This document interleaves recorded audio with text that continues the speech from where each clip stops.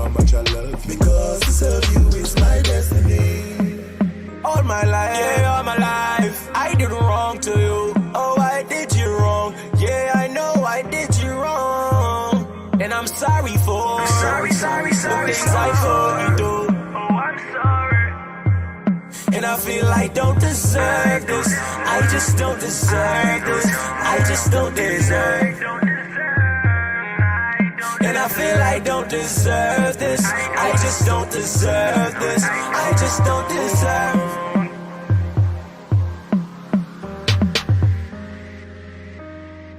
Sorry for.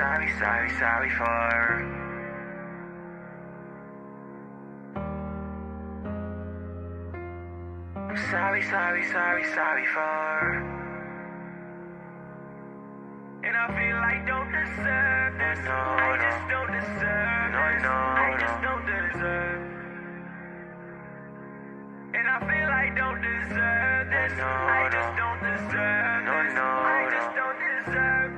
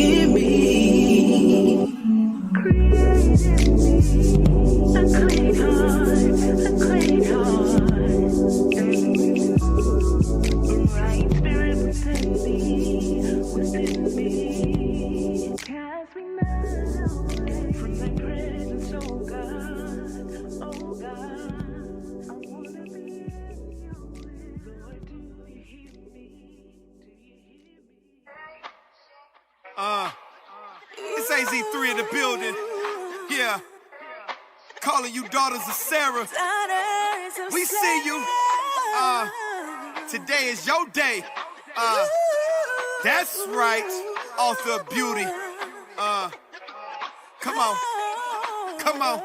For the first author of our beauty have created them, labeled them. Beauty is much more when you relate with them. Way with it, hate it cause they ain't it, can't compare to them. Away with them, my sisters like that precious. Ain't no one mistaking them. You can't get her twisted, nope, sick religion's fake to them. Girded any scripture, sister, sharper than the blade of pen. You can surely miss her with them critics and their labeling. The apple of her father's eye, ain't no one replacing him. Kinky, curly, twisty, yep, realer than what real can get. You cannot define her with designer or a makeup kit. Driven is a given, she divine. I say she heaven sent. The maker left his mark on that.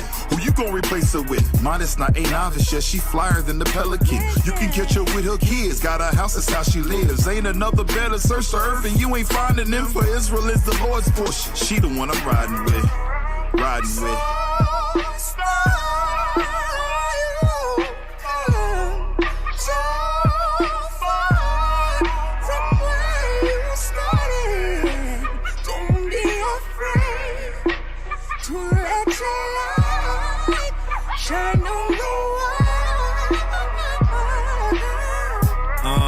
Gon' let your light shine. You left all that ratchet stuff behind. Now the only thing that you screaming is Proverbs 31 be the reason for that virtue that you be bringing. Woo. And your price is far above rubies. Ain't got time to be a nuisance, cause as is the mother, so is the daughter. But you ain't really worried because that righteous example of your husband you follow. So his head wraps, fringes on, chilling on the Sabbath. Yeah, you ain't caught up in the madness of diamonds and pearls and costly array. And yeah, you looking good, but professing godliness is all that matters to you. Dressed to the foot, you ain't worried about the haters. Walk what you talk, hold it down for the nation. Yeah, support the troops, and it ain't no imitating, that's right. In Israel, you know, ain't no nation greater. Woo.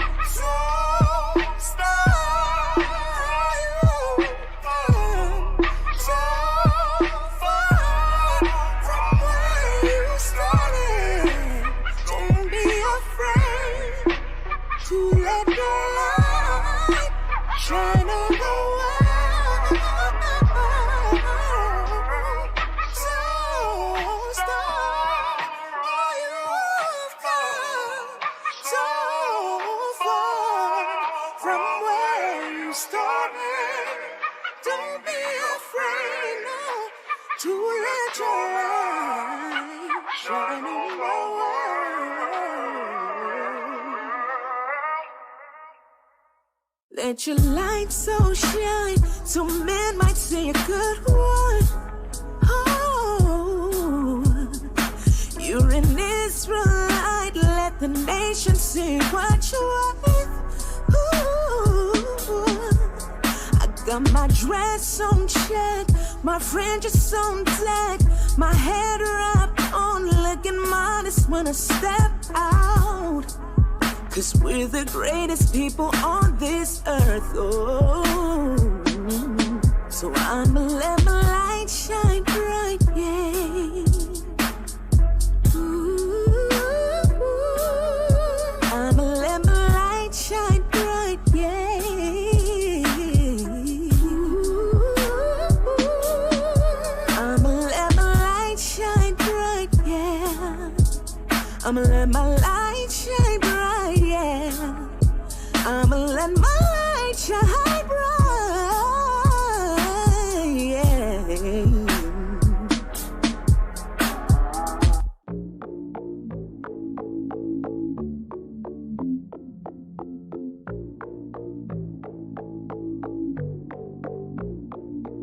I'm fixing myself, I'ma get it right.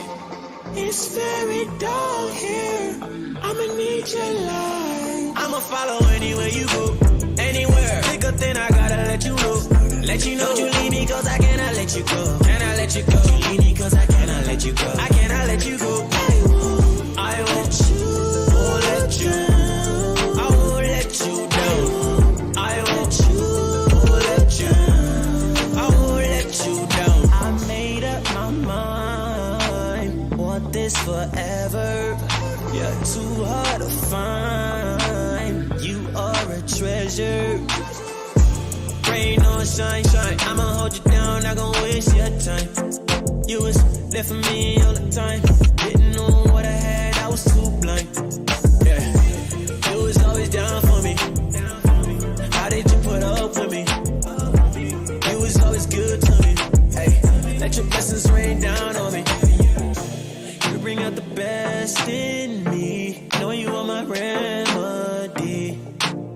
me from the start. No, I kept you waiting, but I give to you my heart. I'ma follow anywhere you go, anywhere. Pick up, then I gotta let you know.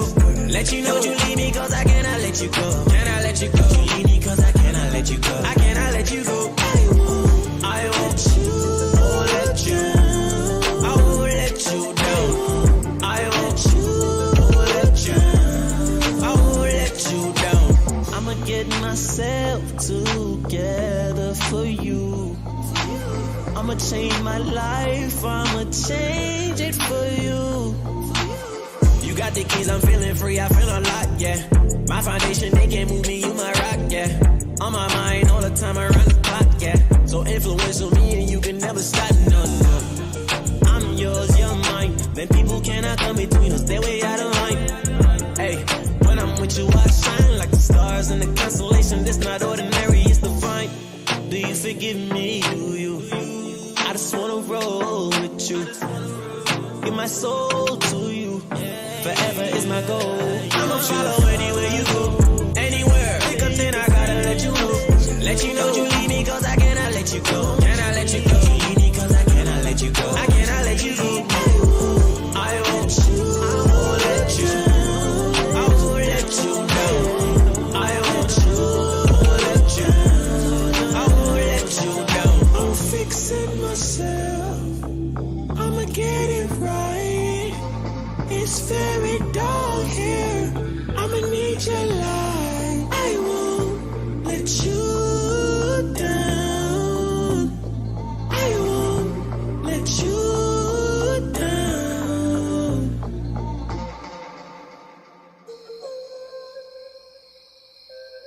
Got me up all night.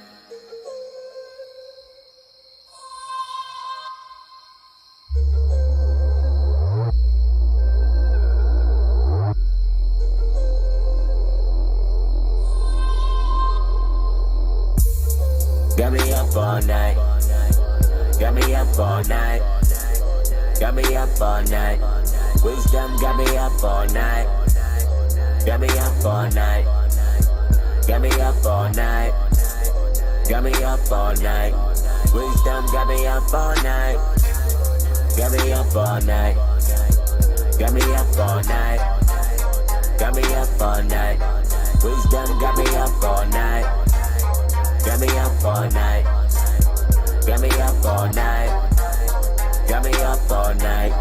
Wisdom got me up all night.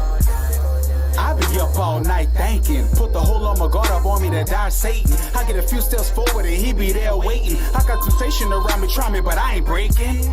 I get wisdom reading Solomon, modeling the prophets that be prominent. Writing my proverbs and songs like the prophets them polished in fire, cause the word keep me tolerant, cognizant, praying for the wisdom to judge right. Trying to stay grounded so my faith doesn't budge right. Built upon a rock, the waves hit, I ain't touch right. Faith clutch, holding up my fam like a crutch, right? Gotta make the kingdom bar none. Got instructions how to get it straight from God's son.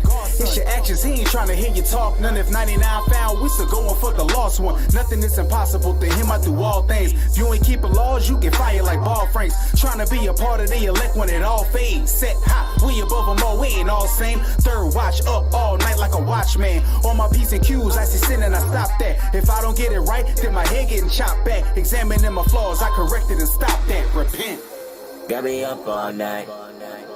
Got me up all night. Got me up all night.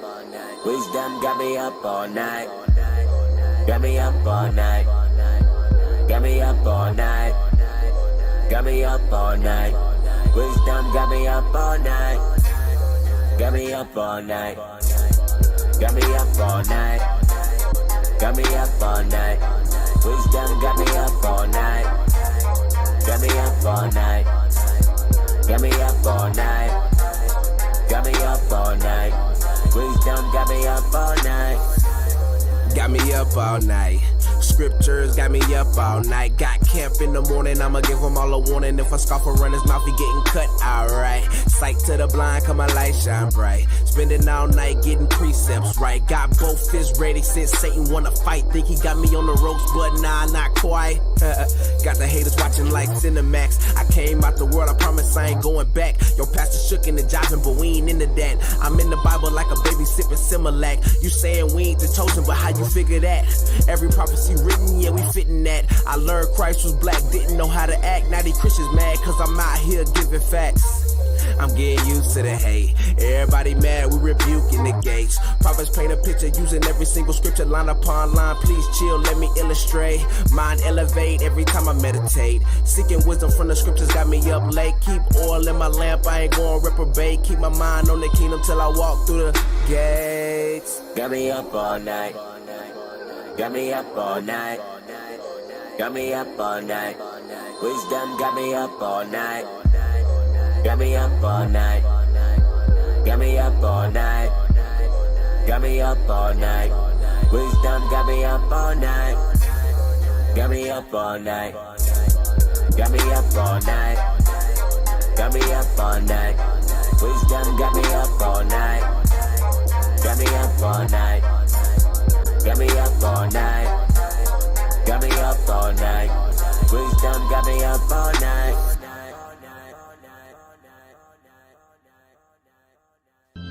For my name's sake. Yeah. For my name's sake.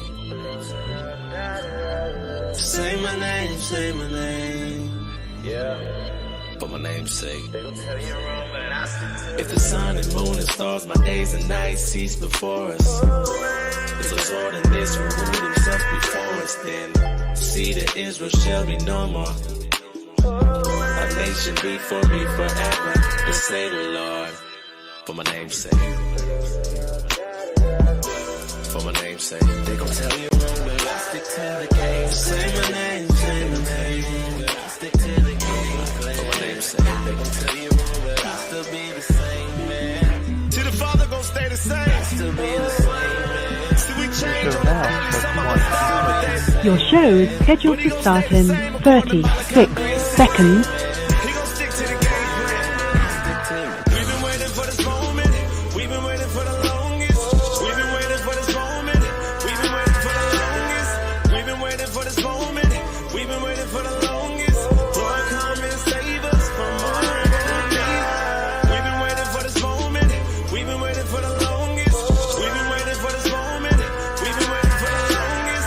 Your show will go live in 5 seconds. 4, 3, 2, 1.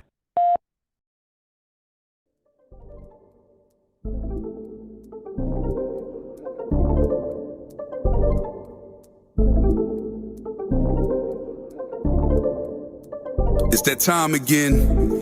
Yeah. Ya es la hora. You know, power hour. Ponle atención, class is in session. Tune in for an hour, maybe more, that's a blessing. Learn from the captains and the leadership. Flee from religion, cause them churches never teaching shit. Everything you learn for your benefit. Line upon line is a requisite. Never take a deficit, yeah. That mean you take a loss if you stray from the way. You get the understanding if you study every day. Apply what you learn and bless when you pray. There's one interpretation, man, it's say what it say. Ya viene el tiempo, entra para el templo. Aprende del maestro con talento. La Biblia es el centro, usando a Israel como instrumento. No te pierdas en doctrina como viento. Estudia y ora y aplica. Tiempo para Dios, ven, hace una cita. Escritura dinamita, morenos y hispanos israelitas. Oye cómo explica Israel unido en Cristo para la vida, nunca se divida. Tune in, it's the power hour. Learn your family history, don't be a coward. Yeah, tune in, it's the power hour. I said learn your family history, don't be a coward. Yeah, history to learn. It's the power hour. The 11th hour. Tune in to your history. You know it ain't no mystery. Power hour. The 11th hour. You know it's your history. 11th hour. Power hour. Shalom, shalom. Welcome to the Power Hour Plus. Yeah. I'm Deacon Yahshua, along with Officer Ruvain. Officer Malek. That's right. That's right. K. Ruvain. Let's go. Officer, no, Malek. Oh, God. All of his molecular. That's right. All of his molecular. Officer Tobias. Officer Tobias. Yes, sir. In the house. All praise to the Most High. We back. We back in for another one. So as we said last week we want to be doing part 2. We still got a lot of this Andrew Tate video to watch and give our commentary on. So make sure y'all still have them links from last week too. We might read some of them, that wiki stuff that I sent you. Deke, before we get started, let's remind everyone that we're going to shut this down on this particular channel, and we're going to be going to the IUIC Phoenix channel. Yes. So, just a reminder, this will be the last week that we're on IUIC in the classroom, all right? So if you like to follow the Power Hour Plus, you will not find us on In the Class. Don't mean we're not airing. We'll be outside. We're gonna be in there. But it's gonna be exclusively on the IUIC Phoenix YouTube page. Can we post that in this main chat? Yeah, let's get them links up. Let's get the link up for the IUIC Phoenix YouTube page. Yes, sir. I'll get it. If you have not liked and subscribed and you want to receive your notification of the Power Hour, all right. Actually, next week's it'll be New Moon. Oh, and yeah, it gets dark. right. It gets dark Yeah. kind of late, so we might not rock with the show. We're going to be feasting next week. Well, we gather in Tuesday night. So, but typically if the holiday runs over, we won't do it. So, let me see though, because usually if it falls on it, we definitely not because we feasting. But right, maybe we might be on. I'll see. Why not? Pray for us, yo. Yeah. Right. Why not? So, yeah, we might be on. But we won't be on IUIC in the classroom. That's right. So, YouTube being real finicky. We like to show different clips and things like that, and we don't want to jeopardize the main page for the classroom. So we've moved all shows and broadcasts off of that because we used to broadcast on Classroom 2 and Phoenix. But Classroom 2 been shut down for months. Like we can't post new content. They didn't close us. We just can't post new content. So we got the archives there. So you not gonna catch us on here. You could catch us on IUIC TV if the producers are doing what they're supposed to do. I haven't checked in a while, so I don't know. Our show should have been on there for over a year now. No, we good there. Yeah. Oh, okay. So you could catch us on IUIC TV, but you can't interact with us on IUIC TV. Right. That'd be good for the replay. We broadcast on Facebook and. Anything else we go live on? Or is just Facebook at Just this point? Facebook. Okay, all right.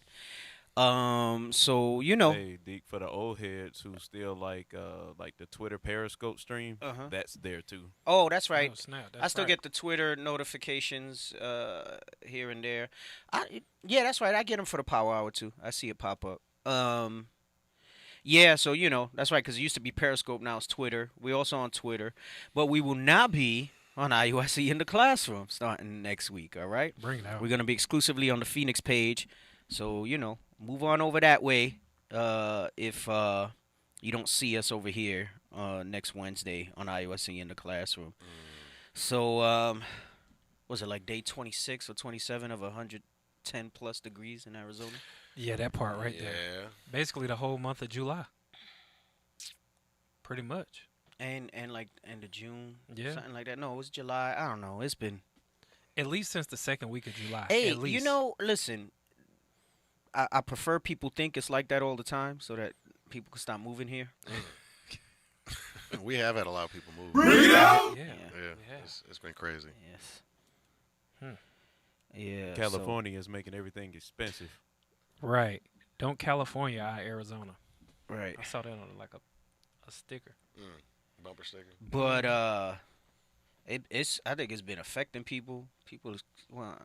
I think people are shooting people like every week at Westgate. You remember that one dude? There was an article. The guy was burning in the middle of the street. He was like on drugs, and his skin was like melting off his body while he was bashing his head up. against the I ground. heard like a lot of people was going into the emergency room because like they're passing out. They're passing out on the concrete.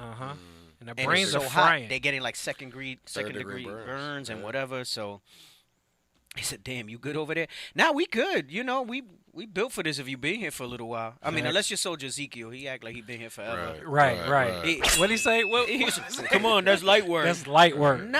Okay. Like Alright, on a bro. random day, yeah, that's light work. We Right. deal with that. But not when it's freaking This brother 26 been here plus 3 days. months. Been here 3 months. Talking Damn, about look, cactus collapsing in the heat. Even the cactus Cacti. can't take it. Damn. And they built for they that. built for that. Even the Damn. cacti can't take it. Nah, because what happens is, listen, you know, we're coming in, we're putting concrete and asphalt, and that thing absorbs heat. This is what makes the Yeah. metropolitan area so hot, right? Because people be like, I thought the desert gets cool at night. I mean, not strikingly cold, but Yeah. it is cooler. It's supposed to be cooler at night because, like, you know, the natural stuff, dirt, Right. stuff that the Most High Dew. created, right? Dew, Mhm. things like that. It'll cool down in the evening. But what you have is this metropolitan area, all this concrete and asphalt, Yeah. soaks up all that heat. So what it does when the sun is down, what does it do? It exudes that heat at night. Right. So, you know, it goes into the air, heat rises 10, 15 degrees over what it might be. if we Hence didn't the have oven all that. effect. Right. You got the oven effect going on. So, yep. Like Hey, you know what? I heard Texas been really hot too, but Texas gets humid. that humidity. So to have 100+ degree temperature and humidity, that's crazy. that part. That's crazy. But it's been hot. I think it's affecting people's behavior and craziness. That's it's not light work because it's been too many days in a row of that. Right.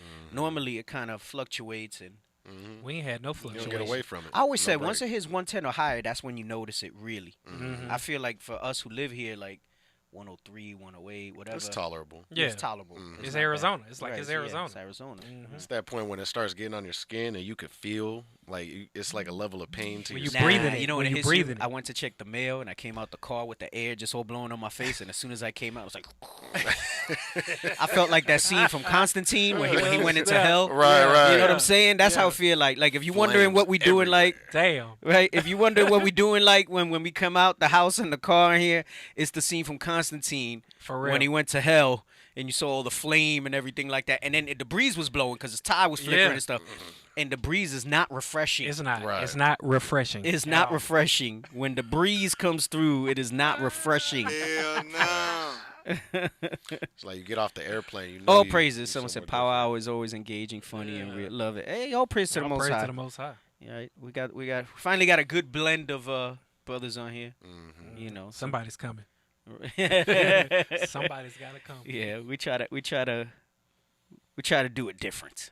Try to That do part. it different. We put our own little We dare to be song different. on it. We put our own little song on it.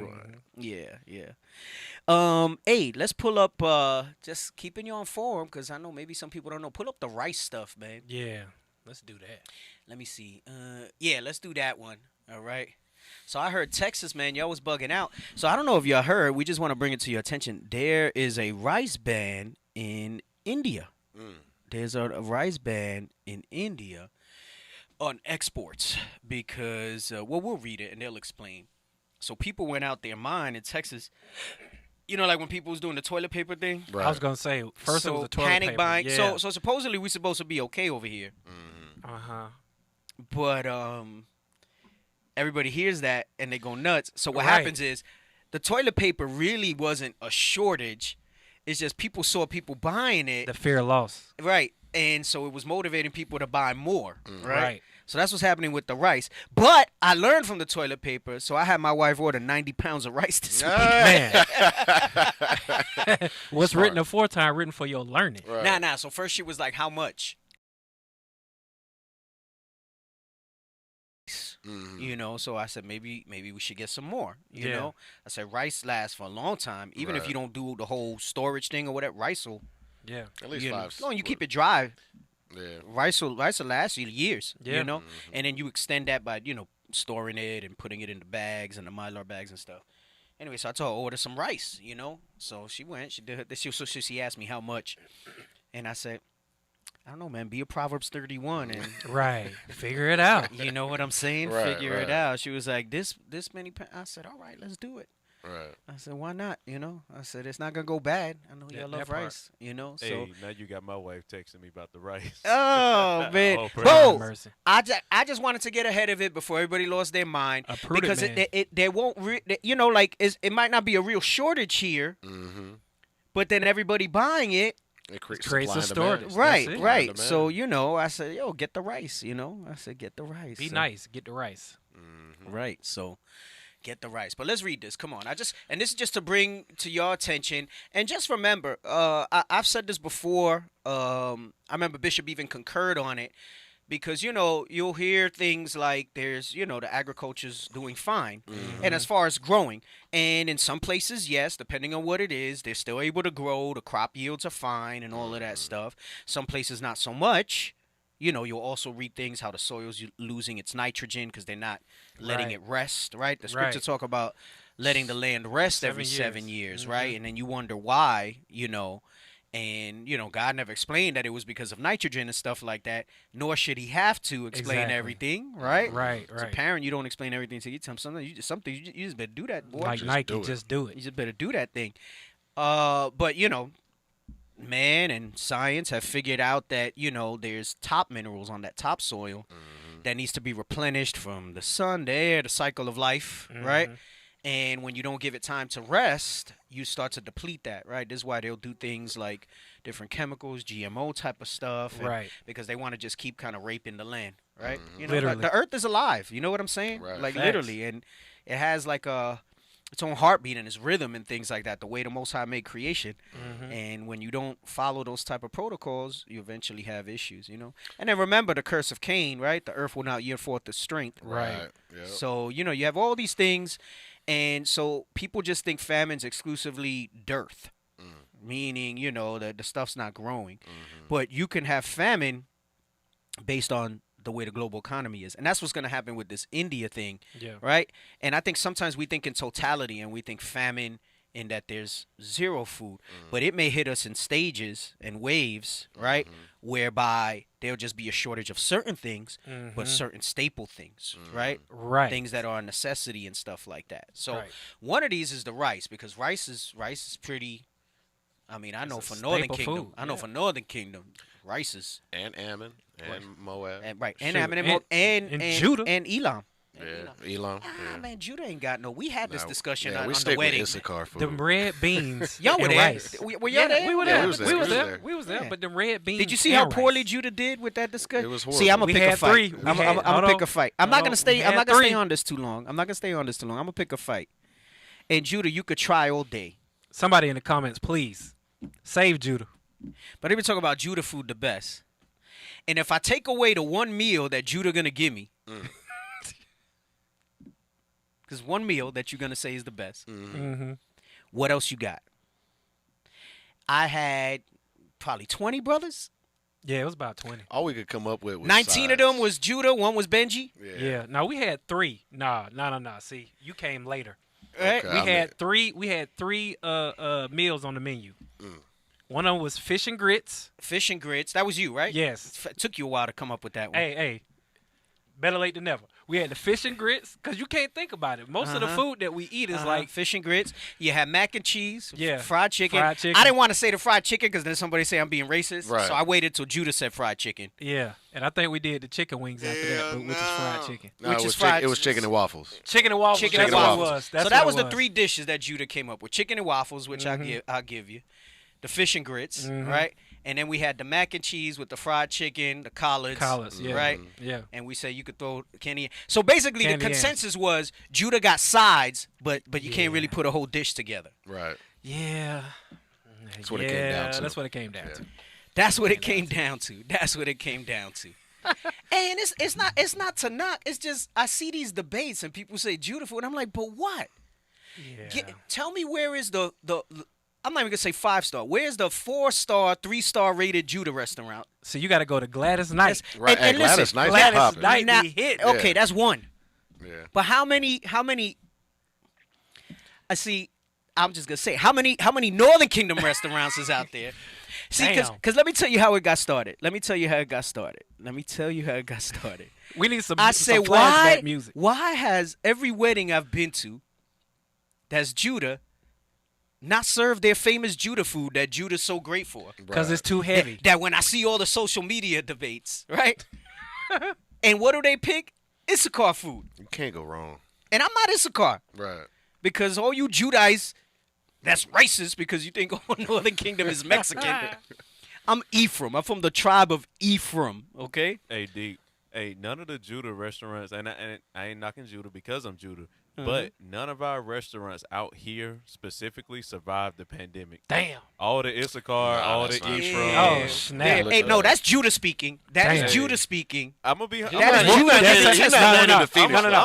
Let him hear Judas. Judah. Let him hear Judah. That's Judas. Can you let him hear Judah? I love Benji food. Somebody put Benji. I love Benji food. I'm just keeping it 100. That's it. Like all the Issachar restaurants survive, all the Ephraim restaurants survive. Nah, that's I think Honey Bears is Judah. They still open. Sis saying it's not the best food, but we got the best cooks. Y'all ain't cooking the tacos and the enchiladas that you love so much. Stop, sis. Stop it. Stop it. I agree with you, sis. Oh, Stop. I agree with you. Hey, but D, it's really come down to simple math. No, and let me tell you, I'll give you this. Now, if we're not going to do that because we're repenting Israelites. If you didn't have to take out all the unlawful stuff, you got more options. Facts. But yeah. But even then, it's not something you're going to eat every day. Nah. It tells you the quality of our diet. Right. Yeah. Right. But D, at a wedding feast. Oh yes, I have seen that. She said I've seen the TikTok of the Judah boy crying because he wants to be Mexican because of the quesadilla. Yeah. I did. I posted that. to the brothers here. I said, "This is Judah. This is Judah when they front and saying Judah is the best food." He said, "I want to be Mexican because their food." Damn. Chicken and waffles ain't even yours. Somebody said it was invented by Northern Kingdom back in the 1940s, between 1940 and 41. Clawhammer. Prove all things. Yeah. What a receipt. Post a receipt. Chicken and waffles was invented by the Most High. I'm going to give you, because the debate will go on. Y'all sit down and you think about it. All right, because we're going to move on with the rice famine. All right, we just having a little fun, okay? We're going to, look, someone talk about salmon and asparagus. That sounds like something from, like, the most Edomitist restaurant. Right off the bat. I mean, salmon and asparagus is great, and so is salmon. But, like, but together. Come on. See, and then that's what happens. Judah try to claim everybody food, right? Yeah. And I know Esau took everything from all of us. And back in, listen, it's all for fun. Back at the end of the day, we the best in everything. All right? Yeah. All 12 tribes. Bring it out. Let's just say that, okay? But this is my challenge, and nobody has been able to. Oh, Judah food is good. The 2 or 3 dishes that you got, damn, banging. And the sides. And the sides, it's banging. The sides. I'm not saying it ain't good, but you cannot go toe to toe with You cannot go toe to toe with Levi. Right. You cannot go toe to toe with Benji. Certainly not Benji got food. Benji got food. Benji got plate. See, and I'm saying that too, so people don't think it's like Benji got a Northern Kingdom, Southern Kingdom thing. And I'm gonna tell you though. A lot of y'all just only been exposed to Mexican food. Northern Kingdom has such a wide. Have you had pupusas, bro? Pupusas. Nope. Bro, put some respect on pupusas. Nah, I'm not even gonna talk about Ephraim food. From down the street. Put right? some respect on pupusas. Yeah. That's things are Zebulon. good. Yeah, those things are good. Put some respect on pupusas. Right? But real quick about the wedding feast. Bro, Cuban food? Yo, Cuban food is crazy. Cuban food is good. Cuban food is crazy. Yeah.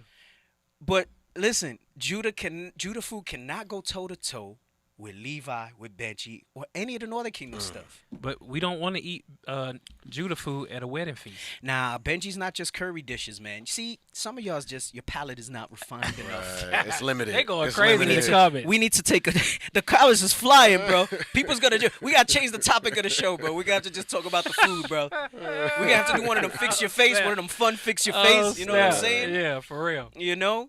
Listen, I'm just going to say this. I'm going to leave y'all with this. It's not all the same stuff. It's similar ingredients, okay? I'll tell you that. Man, you ain't going to get me on semantics, brothers. They trying to play on words. You talking to Deacon Yahshua here. Right. Don't testosterone.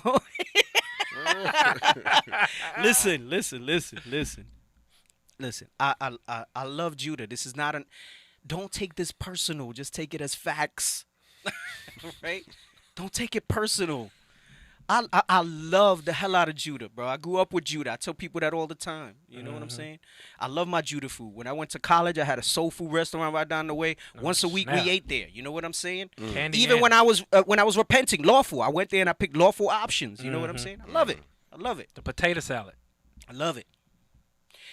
But it's not the same stuff, seasoned different, bro. And let me just get to my point. I'm gonna give it to you.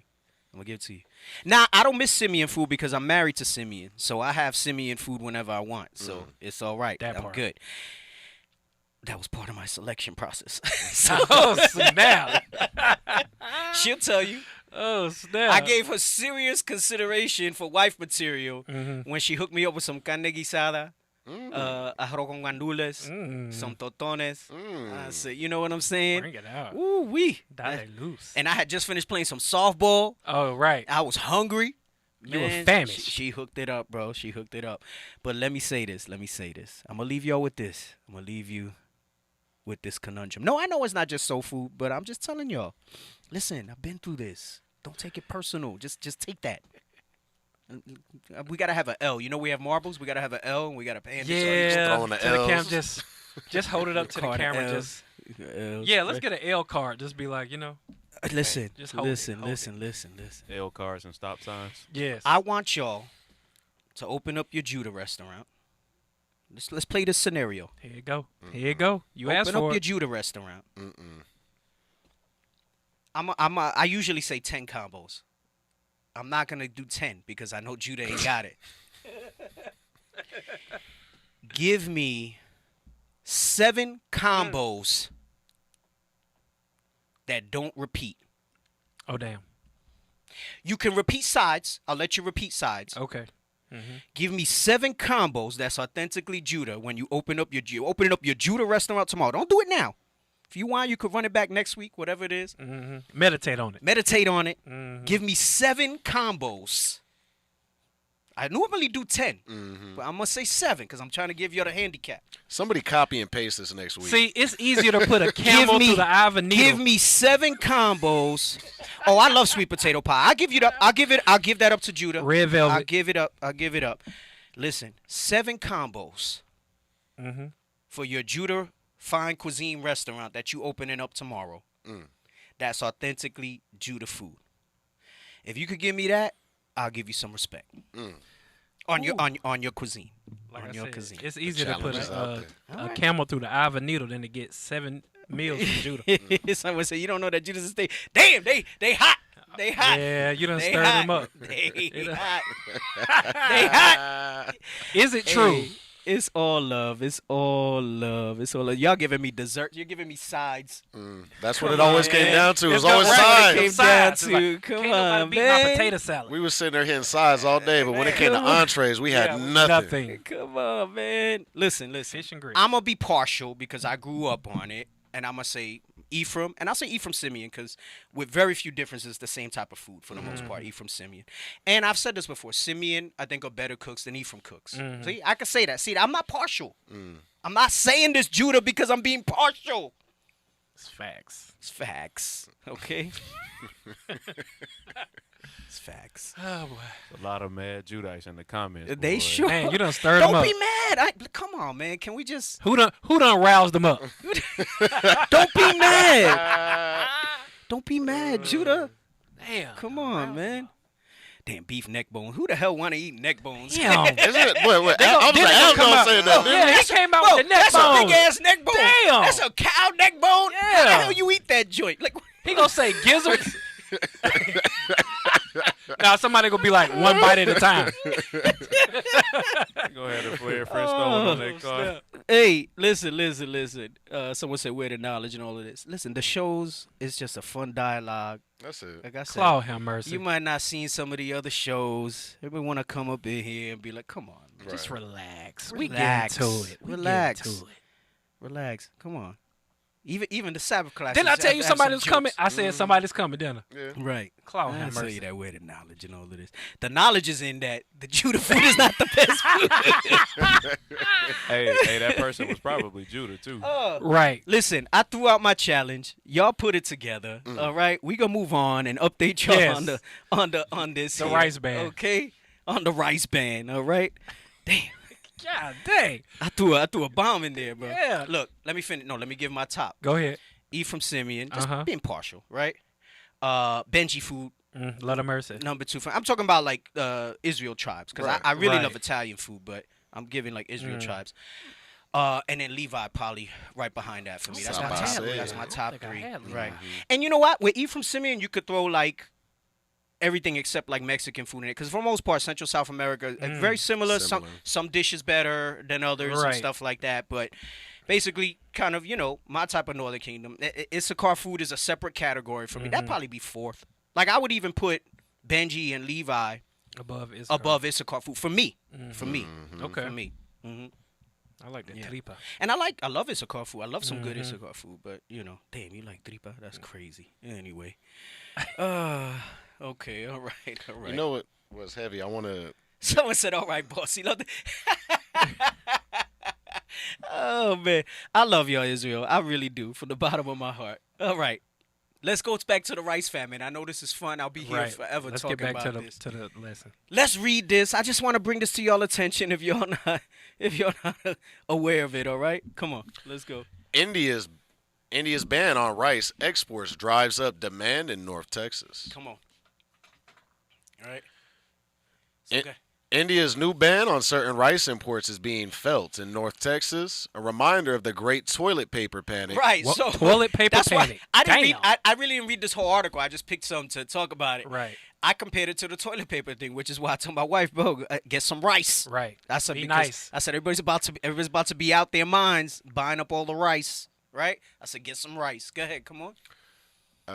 India's new ban on certain rice imports is being felt in North Texas, a reminder of the great toilet paper panic of the COVID-19 pandemic. All right, come on. Driving the news. Last week, India banned exports of non-basmati white rice to allay the rise in prices in the domestic market. Right, so I think something happened. One of the other ones, and just for the sake of time, we probably won't read it now, but one of the other ones was saying like something happened with the rains. I don't know if it flooded, if it was too much, and it destroyed the rice fields. So in order to keep prices down in India, which is either the first or second largest, population, okay, as far as people, they're avoiding exports, and supposedly that's supposed to help them bring the price down locally, because rice is such a staple dish. And Elam, a lot of rice. They do a lot of vegetable based stuff. Yeah, they'll do chicken, they'll do lamb. I don't think they have a beef dish to be found because cows are sacred to them and their religion and stuff like that, so they don't do beef. I don't know if there's any type of fish. I'm not too familiar with the Elam cuisine. Some of it, yes, some of the more popular stuff. I don't even know if they do fish. I've gone to a couple of Elam restaurants. They'll serve like the fish, but it's over rice with the naan. But I know their main thing is chicken. Yes, and lamb. They'll do lamb, and it's a lot of stuff that's just vegetable, fruit based, and things like that. That they don't really, that's kind of their thing. Right? Yeah. So rice is the main thing for them. So they said, all right, we're gonna lower that so that we don't roll with that. Right? Come on. The country is the world's largest exporter of rice, and it has been, and its ban has triggered fear of a rise in global food prices, per The Guardian. State of play. Rice is a staple in many South Asian cultures, and local South Asian grocery stores sell several brands and types of rice to cater to a variety of customers. Though India's ban doesn't include all types of rice, news of panicked shoppers buying dozens of bags of rice at South Asian grocery stores lit up WhatsApp groups and social media over the weekend. Zoom in. People flooded local stores, including Patel Brothers and India Bazaar, to stock up on rice, concerned that India's ban may result in higher prices or limit its availability later on. Some local grocery stores have imposed limits on rice purchases. Yeah, I wanted to get in before that, too. So right, that part. Go ahead. The fallout is affecting big box stores as well. The Costco Business Center in Dallas sold almost 6 pallets of Royal Basmati rice Saturday as shoppers packed their carts with 20-pound and 40-pound bags. It was just a run on rice, an employer told Axios. The store is expecting a shipment of rice on Friday. Okay, skip that. Let's get the next one. Run on rice. Right, and there was a video. They was going nuts in Texas. Yeah, let's read the bullets on this one. Go ahead, scroll down. This one was good. All right.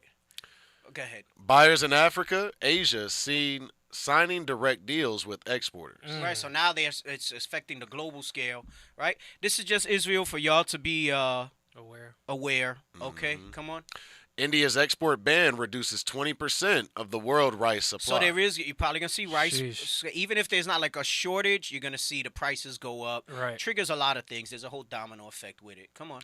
India has sold more than 1 million tons of broken rice since ban. Right. Ample buffer supplies in India to serve government trade. Okay, let's read a little bit. Singapore, July 26.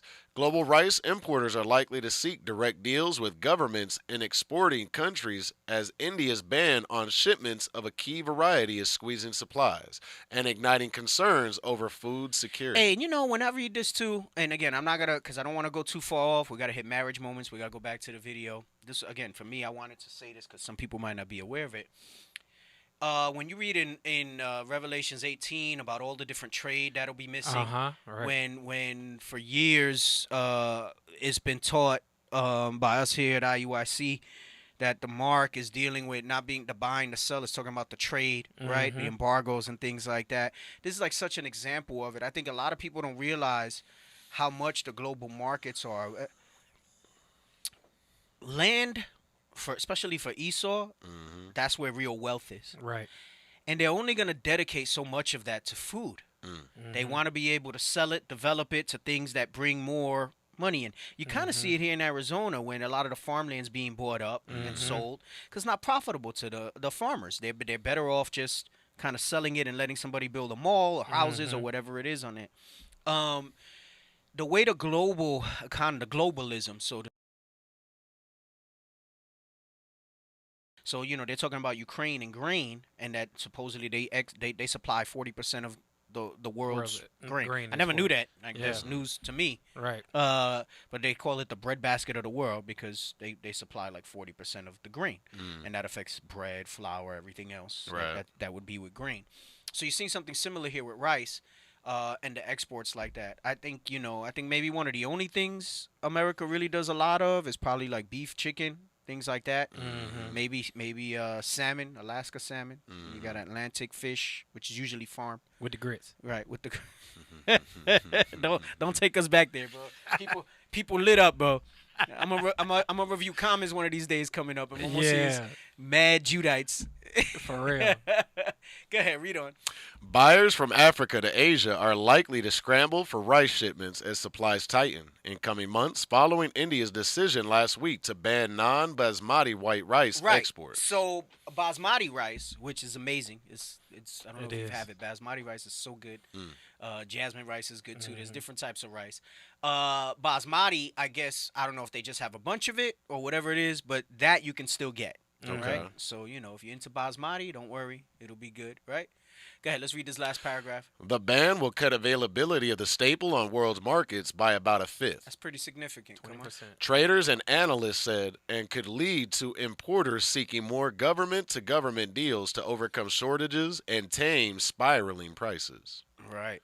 So, I just want y'all to be aware. Go on there. Officer Daniel said, damn, my wife texted me already talking about let's get some rice. Let's get some rice. Dig, what's heavy is last year they were India was offering to support the world hunger crisis, and they were willing. Like I sent an article to them, but it's like in 2022 India was offering to provide like grains and stuff to the world. Yep. So stance switch quick. Pretty significant stuff that we should all be aware of. All right. So, all right, we can get the right stuff out the way. Let's get that out. You can close those links out. Hey, can you put up some of the pictures that I posted? I think I put like 2 pics. Oh yeah. Yeah. Let's go into marriage moments. No, click that first. Come on, and then give me my cue and all of that. Marriage moments. Oh, we ready for it? Yes, move. All right, let's do it.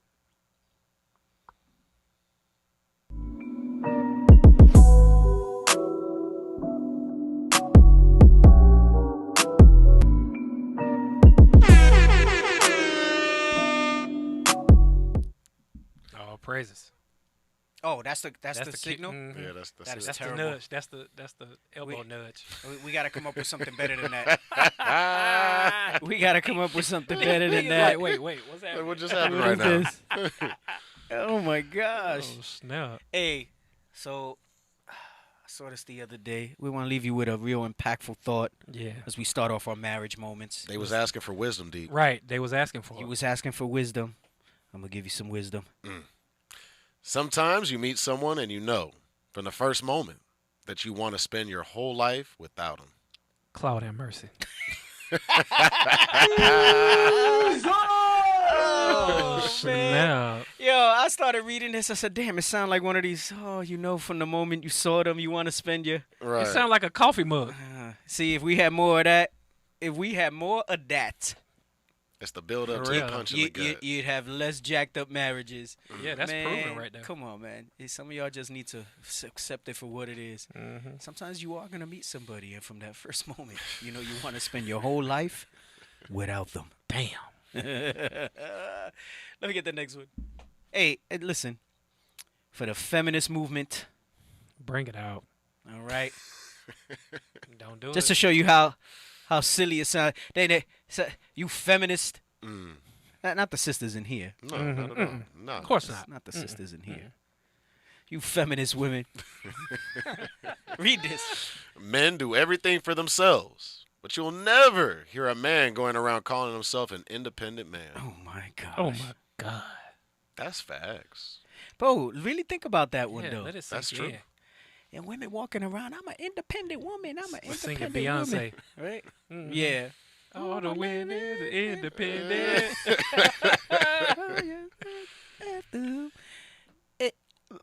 Imagine we start running around talking about I'm an independent man. Right. You know what? Who are you? I'm an independent black man, brother. Right.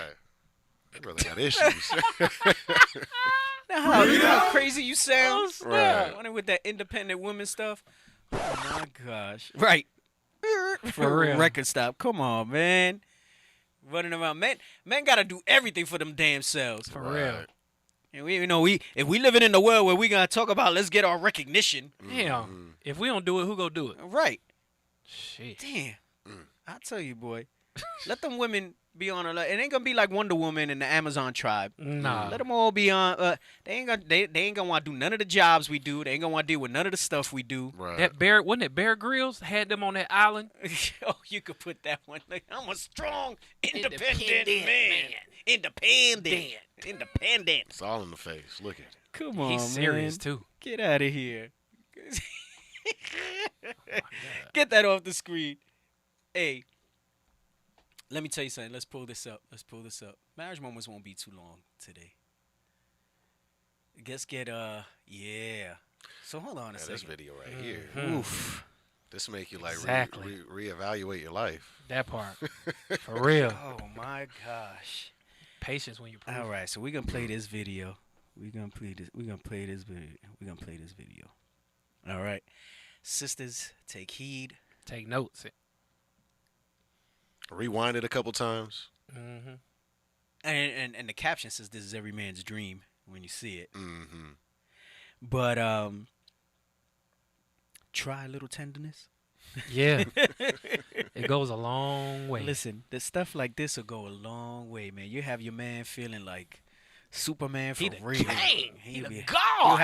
You'll have him feeling like Malak. Right. That Malek hood, he in his Malek hood to the hood. What? He'll be in his Malek hood. Someone said, I'm a strong man. I'm a strong man. Oh, come on. Go ahead. Come on. Close your eyes. Bathroom trauma. Close your eyes. I want you to see yourself going out there and killing it. You are prepared. You're wearing the hell out of that suit. And you were born to do this. Whatever they throw at you, I want you to return it. Like Serena. You are fierce, dignified, and in top form. Can you see it? Man, Damn. oh man. Talk about encouraging. Oh, have mercy. Get me that in Peters about win him over with the conversation. There's levels to that. Yes, sir. There's levels to the win the man over by the conversation. Man. I know I was joking. I said try a little tenderness. Sisters, when your man is vexing your spirit, because we gonna vex each other. Right. When you feel a certain way, just remember, you said yes to that man. You wanted to be with that man. and try highlighting the things that you thought about, Right. that you That saw part. in that person. Mm-hmm. And if you remind them more of that and less of the nagging and everything else, all right, Mm-hmm. maybe more of what you saw that made you want to be with that man will be more present. Because we brought out on this show before that a man's going to give you the version of him that he needs to survive. Right. And when he's done with you, he's done with you. Damn, someone said something like he wants something from him. You know what? She'll get That's it. the cold She'll part. get it. She'll get it. Right. But that's the cold part. We think She'll that that's get it. That's Hey, nor- what the scripture say? We'll kill a lion and a dragon for the woman. right. Damn, the scripture my said brother we will said go out and I witnessed steal. that, but she gave up after I lost my. Damn, it was contingent on the job. Damn. That's horrible. That is horrible. Read this. Like, put in your mind. 'Cause sometimes they think, okay, winning him over by his conversation is, let me give him some scriptures on the things that I see wrong in him, and I'll just say it nicely. Right. And I'm not saying we are not all supposed to hold each other accountable to stuff, but that's not what he need from you. Right. All right, he need more stuff like this. Tell you, a man wants to be respected above all. That's how we perceive love. When we are respected, That's right. and when we feel challenged, we're gonna respond in kind. All right? We're gonna respond in kind. And I'm not talking crazy. Somebody might hear me like, "Oh, what you saying? You gonna beat the woman down?" No, hell no. You shouldn't be a brawler. You shouldn't be laying hands on her. None of that stuff. All right? I'm just saying you're gonna get a version of that person, That you right? don't Like you're not gonna beat Right. you're not gonna beat the brother into submission.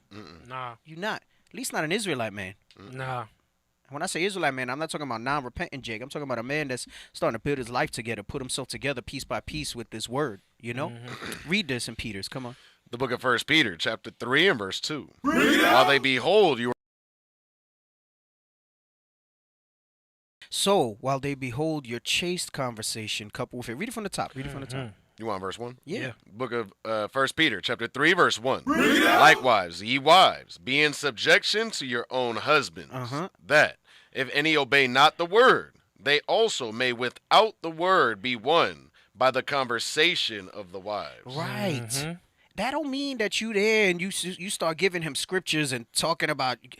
Listen, it's not gonna go over well that you correcting him on this, that, and the third. Right. Now, listen. I hate that I gotta say this, but I feel like I got to because there's always somebody in the comments. Somebody. But what about if my husband doing this? Right. What if he's smoking crack? Right. Doing meth. Right. Then tell on him. Yes. Leviticus 5:1. Then tell All on day. him. All right. Get the brothers involved to try to help him come out of that madness. She just gonna let him sit Let's there say and smoke he crack. there hitting the pipe. Yeah, she just And watching she gonna be like, you are mad. fierce. Hey, You are cracked up. Whenever some they sisters get use throw that at as a you, they cop-out. throw the crack pipe, throw it back like Serena. You are smoked out. Come on, man. Yeah, right. What? Say that Yeah, again. you said if they throw a crack pipe at you, throw it back like Serena. They don't need that, man. They don't need that. Okay, they don't need that. They need more of stuff like that, man. You saw the little subtle touch, like right up under the earlobes and Yeah. stuff. Right. A man wants to be reverenced. A man wants to feel that respect. You see, and listen, some sisters will take heed. Others gonna hear this, and they're gonna yes, and then not apply when the moment. No, they go comes. look over and be like, "This nigga here." This nigga here. Can I get a script real quick? Go ahead, bring it out. Get Proverbs 18 and 21.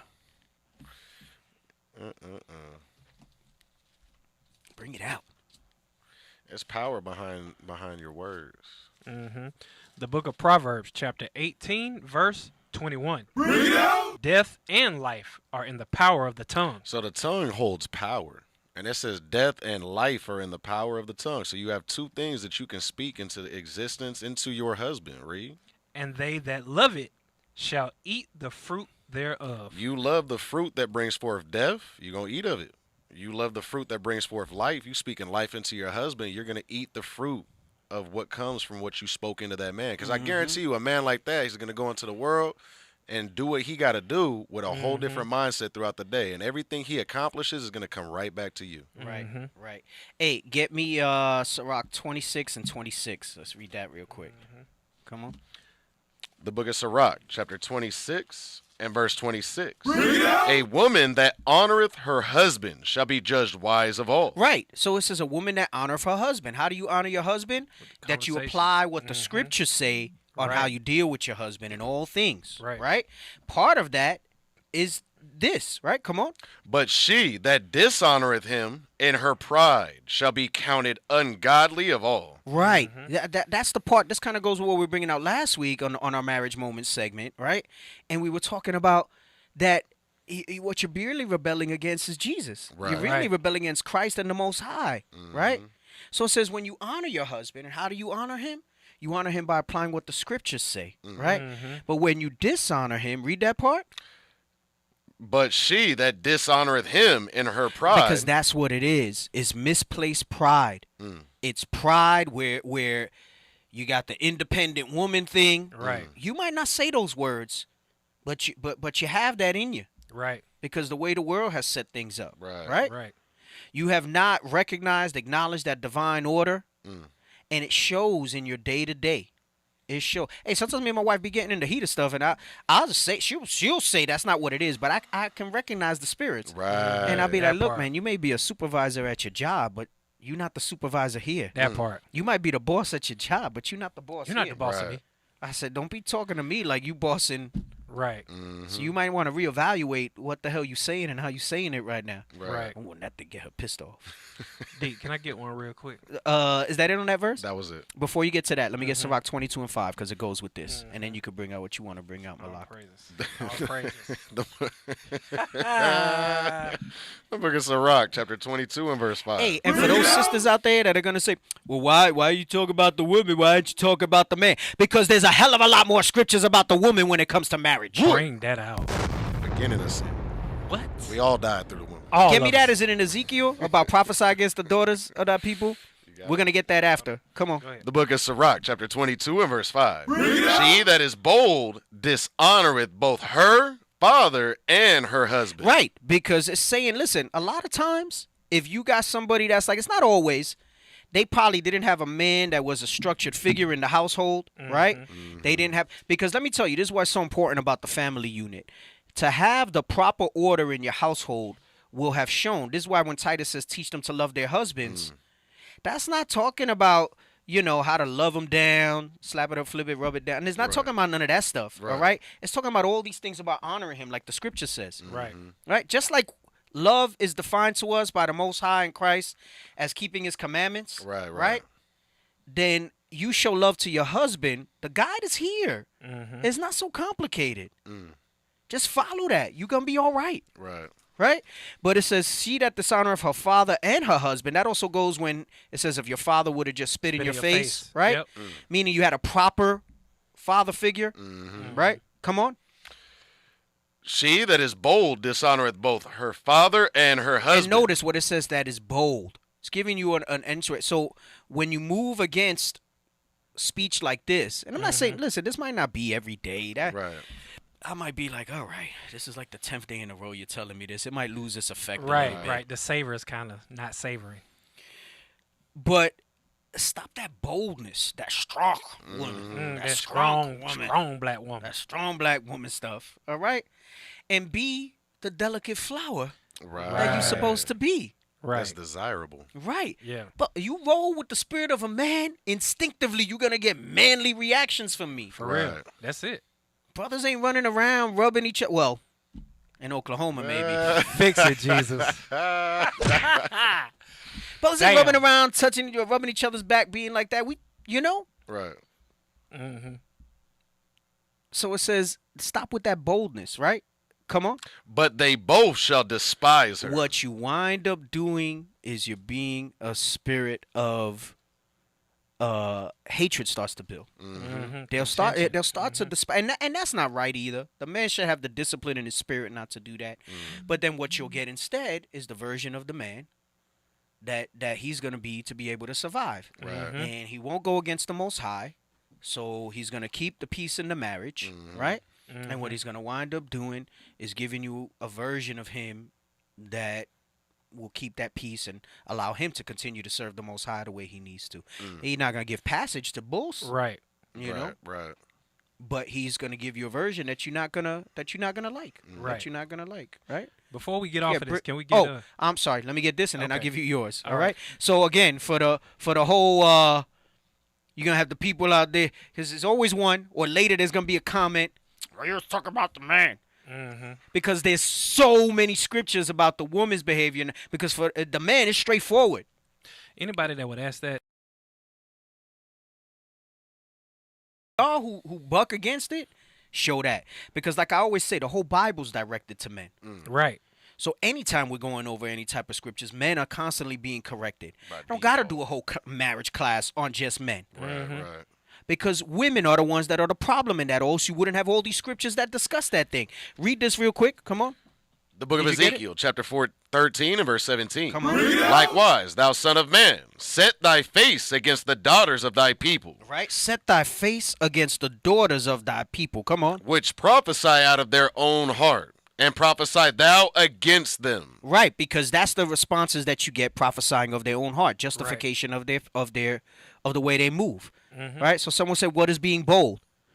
Bold is you're supposed to reverence your husband.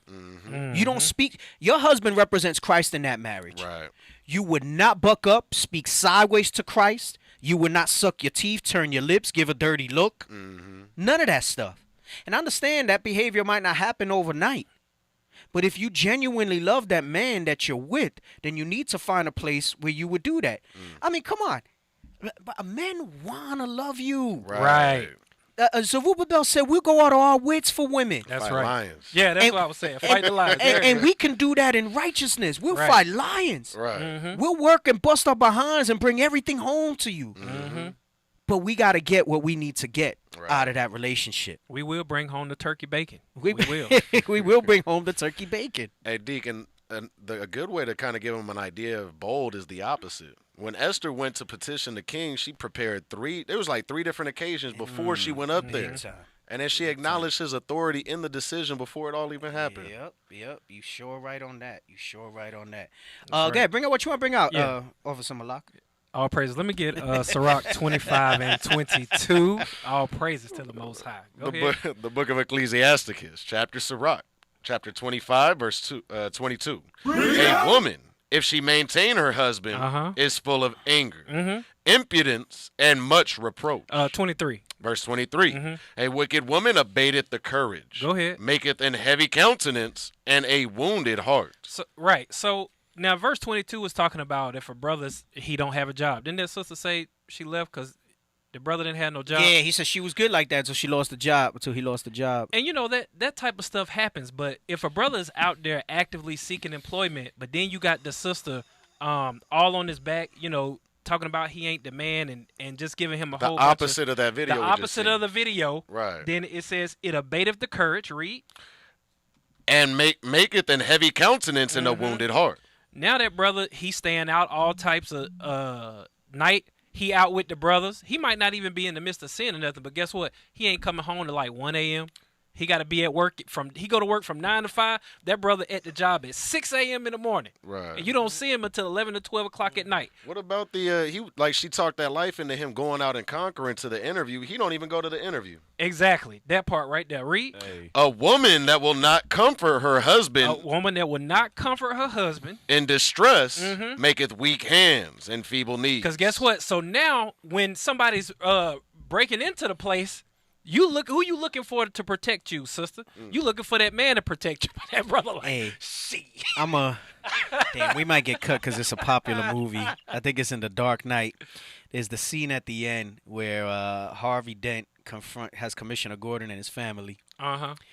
I'm gonna tell you, this is what you're gonna In get. the building? In the building? This is what you're gonna get. They're in the abandoned building. Yeah. I'm gonna bring you back. I'm just gonna talk about it. Paint the picture. Because if we pull it up, we might get cut off. And he says, you took the most important thing from me. Harvey Dent tells him. He goes, now I'm gonna take the most important thing from you. And he has his 2 sons and his wife there. And he takes the gun and he points it at the wife. And he's like, Harvey, you don't gotta do this. He says, all right, not her. Goes to the other son. Harvey, just tell me what you want. Then he goes to the other one and he goes, please don't. Yeah. He said, oh, I know who's most important to you. Damn. It wasn't the wife. It was not the wife. It was not the wife. That's Yes, wild. It was not the wife. It was one of his sons. Right. Yes. It was not the wife. That goes into what we read in Sirach 22:5. It says, listen, man, you're going to be bold and dishonor your husband. It says he going to wind up despising you. And D, one more point. Go ahead. You said that because the sisters are like, why are you getting on the sisters? And you were talking about how there's more scriptures in here about sisters, right? Yes. But when it comes to marriage, when it pertains to marriage. But guess what? Those scriptures are still for the man because he has to read them and know how to identify what's acceptable to God and what's not. Right. Hey, right. Damn, you said that with some conviction. Right. Said that like you have some trauma from past marriages. And I'm over here twitching. he said PTSD. Hey, what's this one about? It looks familiar. This one was good. I saw. Okay, you want to show it? It's relevant to what we're going through. Let's bring it up. This one's good. Yes, sir. This is the other one you wanted. Oh, I did want this one too. Okay, Yeah. bring it up. Okay. What is your definition of a successful relationship? My definition of a success. Oh, stop. Oh, damn. It's too heavy. Yeah, this one's good. We're going to have to part 3 this when we get to the tape part because we're not going to get through the whole tape thing. Oh, my God. We had our food discussion. That cut into the time. Hey, and Officer Nehemiah think he's slick on Facebook, too. I see you. Oh, my gosh. Hey, this is too heavy. We might even run this back next week because I'll take the rest of the show if we go over this week. But we're going to show it since you started it. Run it back. Oh, my goodness. Go ahead. Run this back. This is a lot. What is your definition of a successful relationship? My definition of a successful relationship is a relationship where you have a healed man and a healed woman that is spiritually connected, that is not operating from the wounds of their past, but that is in fulfilled alignment with who they are today, that the man has decided the type of... Stop. It's so much. So go back a little bit. We got to do that part. That where part. He say what it is. Go back. When he starts talking. I'm sorry. Just do it from the beginning. I'm sorry. Just run it back. I'm sorry. Just run it back. What is your definition of a successful relationship? Stop. My So, definition... The question is, what is this guy's definition? And I forgot what his exact qualifications are, but he speaks a lot on social media. I don't know if he's like just An a personality or just an influencer, or he actually has some background in some sort of counseling or something like that. And it's amazing that people, now, what he's saying probably, I can almost say with certainty, lacks the foundation of the scriptures.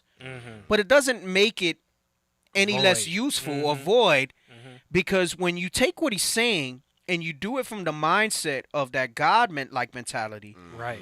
That mind of Christ mentality, that hidden man of the heart, you'll start to basically pull what the scriptures say to apply to your marriage. And I'm not just talking for married people. Those of you who is proven or going to pick somebody or whatever it is, right? And we went over this when I went through that whole phase. We're starting with that Sabbath class, and then we carried it over into the radio show for weeks on end where we went over proving and different things like that. Where we spoke about you really got to build yourself up first before you get to someone else. Because what he's going to say, and what pops into my head really quickly, is we're always talking, and I'm not saying that we're not a pair, that we don't complete each other. But a lot of times we have so much broken in us, and you're looking for somebody else to fix that broken. And if you go into these relationships and these marriages broken to begin with, you're going to be sorely disappointed when you don't find that because some things you got to build yourself up first. When they don't measure up to what you are expecting. Right. And a lot of times you go into these things and you say, okay, they have this, that, and the other. And then you find out all the things that they're lacking. And you'll go into it and saying, I can change that. Or if not change it, you'll say, I can influence that. Right? Oh, I don't like that, he likes to eat out all the time. I kind of noticed that. I'm more of a healthy person. I'm going to change that. I'm going to get him to go to the gym. I'm going to get him to eat right and this and that, right? Oh, you see red flags. I'm fiscally responsible. I'm going to fix that. And I'm not saying that those things are necessarily something that you should write someone off for, but those are things you should discuss before you jump into the marriage. Right. And try to get them things sorted out. But at the end of the day, those are things that only the individual can change and build themselves. So he's going to use the word healed. And he's going to say both the man and woman are healed and bring up. Get me that in Genesis where it says a man, therefore, for this cause. Genesis 2. Yep. All right? Get that really quick. The book of Genesis. Oh, snap. Sis said, I thought that was Mark Anthony. You know, sis, damn. so did I at first glance. He looked straight like, well, he looked like Mark Anthony, like that ate a lot. Because Mark Anthony hella skinny now. I mean, he always been skinny, but read this real quick. The book of Genesis, chapter 2 and verse 24. Therefore shall a man leave his father and his mother. Right. That's showing that you've healed. You've built yourself up. It's a sign of maturity.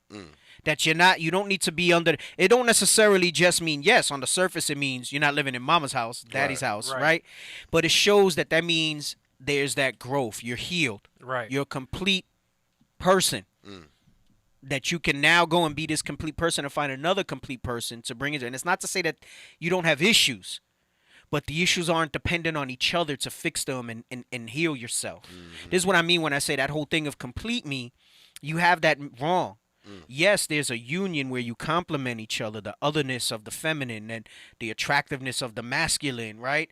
That brings the pair together, right? That's the rib that comes back together. You cleave and you become one flesh. So there is a completeness that happens.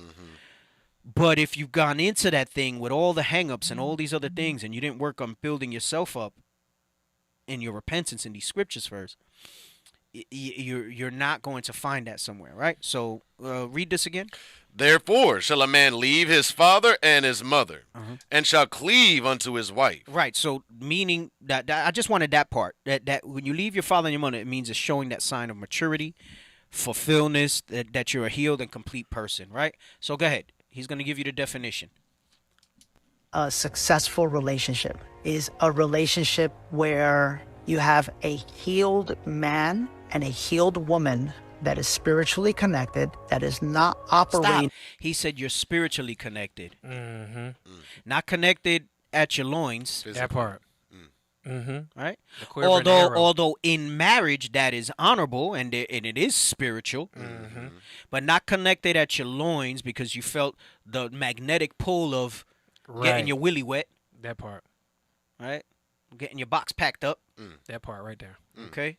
That's not what it's talking about. He says you're spiritually connected. And not the spirituality that you think that the world said and, oh, I feel this or I feel that. I just know him. He's my soulmate. Let me tell you something.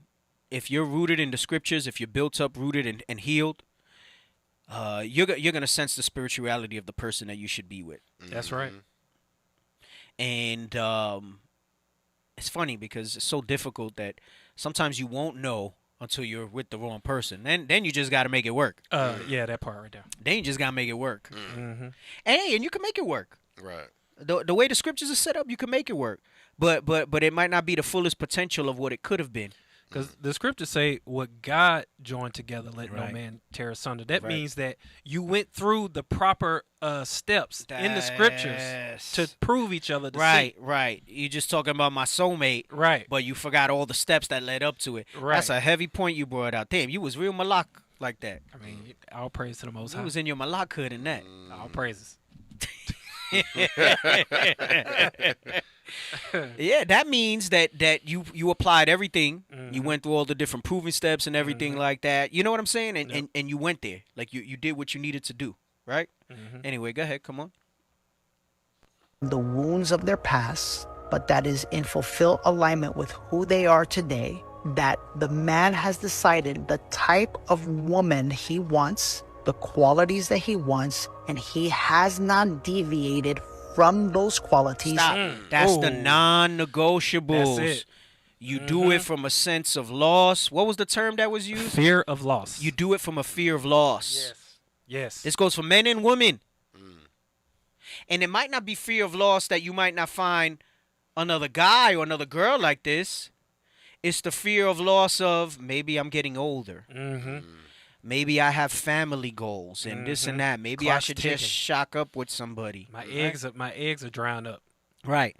Hey, that shows a lack of trust in the Most High. There you go. That's Because exactly what it is. It does show a lack of trust in the Most High. They don't respect their non-negotiables enough to have that Hey, faith in the Most High. let me tell you, I know a handful of brothers and sisters that have yet to this day decided that they want to be married, and it's because they want to wait for stuff like this. They got these qualities, they got this stuff. I know a captain who hasn't married for years. He's like, I'm not trying to trim anything. I know what I want, and I haven't found it yet. And I haven't found it yet. And I'm like, damn, okay. All right. That's heavy. You got to respect that. Yeah, for real. Got to respect that. So I said, there's a handful of brothers and sisters who are adamant about that. You know, we used to get on him for a little while, but leave him alone. Leave him alone. They playing their cards the right way. Right. And when that time comes, if it's ordained of the Lord, they're going to find somebody rather than push it. Just let him be. Just let him be. Right? But he said he hasn't deviated from those qualities. He hasn't said, oh, she got this, but not that. I feel like I want company. I feel like I got this. I feel like, you know. We getting along right now. And none of that. We got a lot of stuff in common. None of that. He said, there's a man that said, right? He says, that's a successful relationship. That's his definition. Right. And I'll say this. It's not to say that you can't make it otherwise. You can. But it takes so much more work and effort. When if you do it the right way, if you do it according to the things that he's saying, stuff that we brought out, stuff that leadership brings out, stuff that the Bible brings out, your success scenario is going to be so much better. So much less friction. Less. I didn't say perfect. Yes. Less. Perfect. Perfect. Less. Go ahead. Come on. He will not settle for less. And the woman has defined and decided the types of qualities that she wants in a man, and she will not deviate from those qualities, and she's willing to wait until she finds him, and their souls draw each other in, and they become one. Stop. Read this again. Genesis. Yes, sir.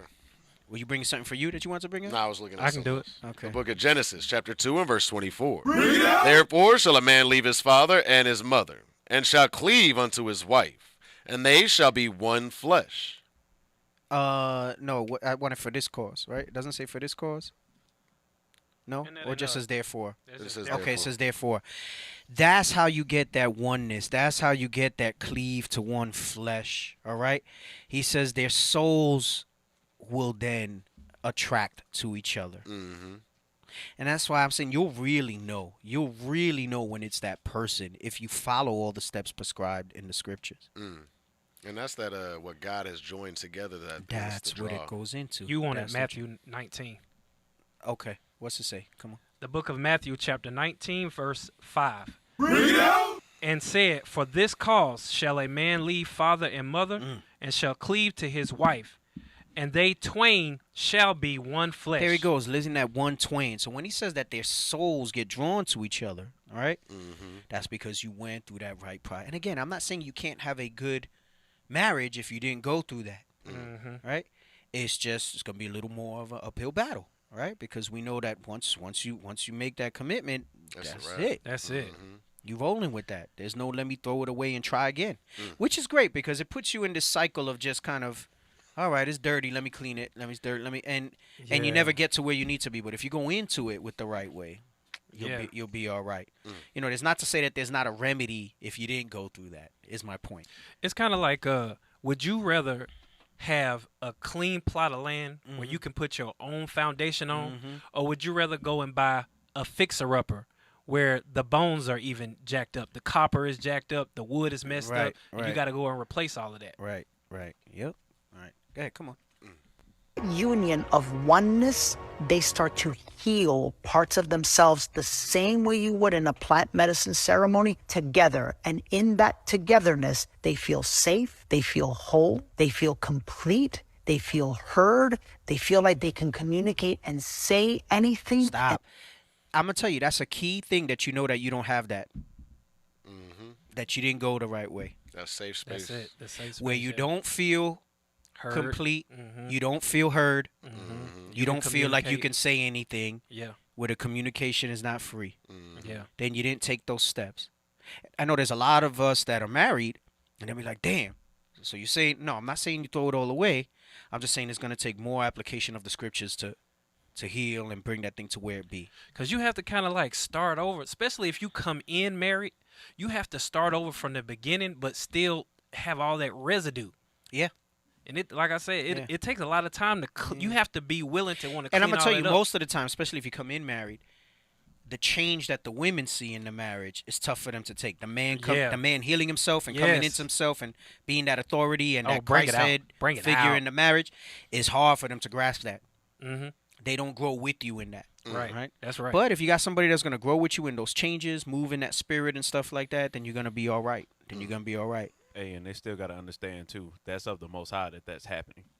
Because, right. Exactly. They may be thinking, "Oh, I didn't get to officially prove." Nah, it's still of the Most High that you still came into this thing married. Yeah. You just gotta go that way. You just gotta go that way. Come on, let's go. Feel most importantly the ability to be who they really are. That's my definition of a successful relationship. That's heavy. That's heavy. A lot of people. There's a stranger in my house. That Deborah Cox. Yeah. Oof. There's a stranger in my house. Took a while to figure out. Damn. There's no way he could be who he says to be. I forgot the rest of the line. Damn. That thing is heavy.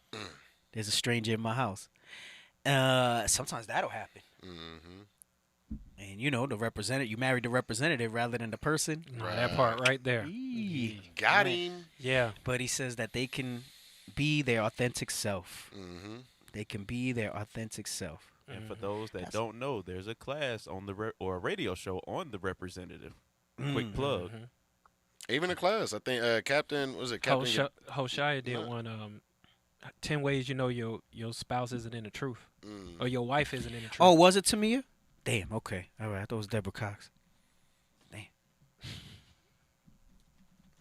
I don't know why I thought it was her. Okay. I got you. Actually, probably the original one is Ronnie Millsap. Oh, damn. The original was some Edomite named Ronnie Millsap. So I guess it's a remake. Right. It's a remake. Damn. Yeah, that's a heavy video, right? So they came up with different words on it or something like that. Oh, my wife sent it to me. It's a stranger. Thank you. Thank you, everybody. I apologize. Judah food's still not the best. Damn. Damn. Claude have mercy. Oh, man. Let's go. Hey, I was about to say, now you done started something with Judah again. They're going to be correcting you on that. Damn. Hey, let's move on. Let's get back to, so that was marriage moments. That was marriage moments from this week. Unless y'all got anything else y'all want to bring out. Okay, that was marriage moments. All right. Let's move on. We going back to this video, right, with Andrew Tate. Let's play from the beginning, but I won't stop until we get to this point because I know we spoke about all that. Okay, Go ahead, come on. What do I got to do? I'm a coachable guy, super coachable guy, 21. I'm like, okay, very coachable. Tell me, what do I got to do? I'm a coachable guy. What do I got to do? I'm a coachable guy, super coachable. I want to make money. I'm sick and tired of being broke. My dad's at the 99 cents store. Too many heart attacks. I want to get out of this. So I'm like, hey, Patrick, basic stuff. When you're doing business and you're talking to rich people at Morgan Stanley, Dean Witter, never talk religion, never talk politics, never talk sex. Just don't talk about those three things. I said, okay, guess what? Never talk politics, never talk religion, never talk sex. No problem. We're going to business. So what do you think about the political climate today, Patrick, David? Oh, what do you think? You know, well, I think this is, but what do you think, Patrick? I don't know, you know, quite frankly, I think I'm trying to figure it out for myself right now, but we'll see what's going to happen, like, you know, whatever way you're deflecting and you kind of go on your phone. Hey, what do you think about God? What is your opinion on Islam or Muslim? Well, you know, for me, you know, you deflect that. Eventually, you're sitting there, you're like, the people that I know at that level want to talk about those three topics. Now, sex is maybe off camera and they're kind of having fun with it, but they want to talk about politics and religion. So we, for the longest time, have been silenced, and now the ESG community, all this time they've told us to stay quiet, and they're saying what? They're talking politics, they're talking religion, and they're talking sex. Sex the way through LGBTQ, what's wrong with that? What's wrong with it? It's normal, it's normal, it's normal. No, it's not normal. Well, listen, you guys shouldn't talk about politics and sex and religion, you shouldn't be doing that. And then you see this one, you know, during COVID, one pastor Australia, Syrian man. I don't know what his name is, Vinny. What's his name? The Syrian pastor, priest from Australia. And he was fighting all the anti-COVID guidelines, and his stuff is going viral. He's doing this. And you've seen these messages. Some of the people that stood up, they stood up because they feared God. Yeah. Okay? And for you, with your life. So stop. I'm sorry. That's heavy. He says some of the people that stood up, they stood up. Now, misapplied, right? Because they weren't sure about, they're not Israelites, a lot of them. A lot of them don't, they're not really going to get the understanding of the scripture. But it's crazy how they even wind up will have a fear of God versus our own people. You got something you want to bring out? I see you flipping pages. Yeah, what is that, Psalms? Who will rise for me? Right. Yes. Right, you could bring that out. Yep. And then that goes into that clean fear of God, right? You know? This is the book of Psalms, chapter 94, verse 16. Read out! Who will rise up for me against the evildoers? And it's a rhetorical question that was asked, but it says, who will rise up for me against the evildoers? Read. Or who will stand up for me against the workers of iniquity? You have people that are misguided without understanding in the world trying to stand up for what they know they don't want to change. How much more us that have understanding of God's law? Right. Absolutely. We got to bring that. Let's get that again real quick in Psalms 19:9 about that clean fear, right? The book of Psalms, chapter 19 and verse 9. The fear of the Lord is clean, enduring forever. The judgments of the Lord are true and righteous altogether. Right, and that should inspire you to stand up against the evildoers, because you know that God's judgments are true and righteous altogether, right? Yes, that means the different killings, the different stuff. Because, man, I remember people used to come up to us and be like, oh, so you believe in a God that said go kill everybody? And yeah, I do. Yes. Because when God says right, of your own lust, then that's wicked as hell. Right. But when God says it, that's just. Get 2 Corinthians 7:1. A lot of times we talk about that fear of God, and it should do two things. It should inspire you to repent, right, and you walk in your own path circumspectly, and it should inspire you to stand up, like we just read, and make a stand for something, right? And you'll see how quick once you make that stand, who really believes in God and who doesn't. That's right. Right?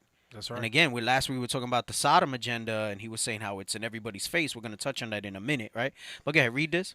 The book of 2 Corinthians, chapter 7, verse 1. Read out! Having therefore these promises, dearly beloved. Right, and we understand those promises, right? If you really want to get a summary of those promises, read Deuteronomy 28, 1 through 14, all right? You'll get the summary and the understanding of all those promises, right? You can read that in Revelation 13, all right? You read that all throughout the Isaiah scriptures, 14. right? Isaiah 14, you read that in Amos 9, all right? You want those promises, all right? I think Deuteronomy 11, where it talks about every place thy foot, is that right? Yep. You want those promises, it should inspire you to stand up, right, for the Most High against the evildoers. Come on. Dearly beloved, let us cleanse ourselves from all filthiness of the flesh and spirit. Come on. Perfecting holiness in the fear of God. Right, and remember, the scripture says the weapons of our warfare. If you fear God, you understand that it's a warfare. Let me tell you, I think that's the biggest difference between what we do as Israelites and all these other people who profess Christianity. The scripture says our warfare. Let's get that in Ephesians real quick. The scripture says our warfare. Like, where did it all... It describes this walk. That's right. As war. You know, and last week we were talking about, the whole God and Satan thing. And when Tate starts talking again, we'll stop and we'll dive a little into that a little bit. That it's not an equal power. It's not an equal authority. Okay? You got that? The book of 2 Corinthians, chapter 10 and verse 3. For though we walk in the flesh, we do not war after the flesh. Right. It says we walk in the flesh, but then he says we don't war after the flesh. And you have some knucklehead and say, no, that war is talking about between you, right? That's like Galatians 5:17, the flesh and the spirit are contrary to each other, right? Right. No, come on. For the weapons of our warfare are not carnal, but mighty through God, to the pulling down of strongholds. Now, what I wanted was Ephesians to go with 12. This one. Okay. All right, go ahead. Come on. The book of Ephesians, chapter 6, verse 12. Read out! For we wrestle not against flesh and blood, but against principalities, against powers, against the rulers of darkness of this world. We war. When he says wrestle, now understanding what we read in 2 Corinthians, right? We can now take this and say when he wrestled, and then he says, who is it against? There's so much evil in the world. He called it the ESG community. It's the powers that be, right? Who's gonna stand up against it? Who are those evildoers? Your random guy, because Christianity heavy believe it's the random, No, they're talking about the bigger things, right? How does that get missed? How does that get missed in your Christian churches, and your pastors bring that out? Right. It's a warfare. It's warfare. Hebrews compares the word of the Lord to a two-edged sword. This whole thing in Ephesians, we're not going to read it all now, talks about armor and shields and swords. Okay, read that again. For we wrestle not against flesh and blood, but against principalities, against powers, against the rulers of darkness of this world, against spiritual wickedness in high places. Right, so that's going into the warfare is spiritual, right? It's against spiritual wickedness in high places, all right? Let's run it back. Deep. Yeah. And, they got to understand, too, the scriptures say that God is not tempted of evil. And when it's talking about the evil, it's talking about the evil that comes from us. Right. Not what he's doing according to his will. There's two different evils there. Right. Just to make that distinction. Right. Come on. And you see these messages, some of the people that stood up, they stood up because they feared God, okay? And for you, with your life, it's been interesting watching you go through your evolution of your faith. Pre-2022, former atheist, couple of the things you've said in the past, God isn't real because you can't prove it. Okay, kind of like that was more the Malcolm X argument, right? Bad things happen to good people and good things happen to bad people far too often for God to exist. I'm the center of my universe. That's pre-2020. Then gradually you start talking about Christianity and, in 2020 you made a video announcing that you were wrong about what you had said previously about God, right? Now you start saying people who are atheists are angry, bad energy people, and I don't want to be on that team anymore. And even if God is not real, the world is a better place if people do believe in God. I know God is real because there's so much evil in the world that there has to be an equal and opposite force. The devil can't exist if God does not. And if you look at the world today, it is very obvious that the devil does not exist. And I'll go to the last one here with Muslim.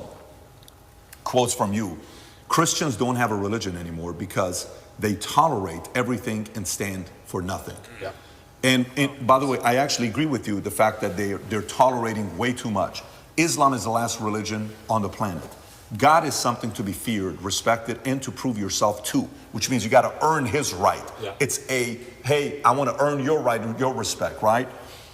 How did you go, if you don't mind talking about your own evolution? Because us as men, if you knew me at 25 years old, you probably would have liked to party with me. I was a selfish guy. I was a guy you would have thought I was, right?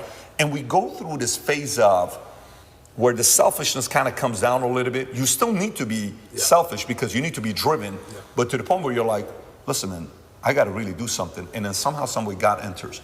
What's been your evolution of your faith, and where are you at today? Yeah, I think Newton's, it's third law, equal and opposite force, what you just said there is absolutely true. Stop a second. I want to deal with hold on, I was trying to pull my thing up, because I know we got some points in the video that we had highlighted. I want to make sure we're jumping to some of those. Hold on a second.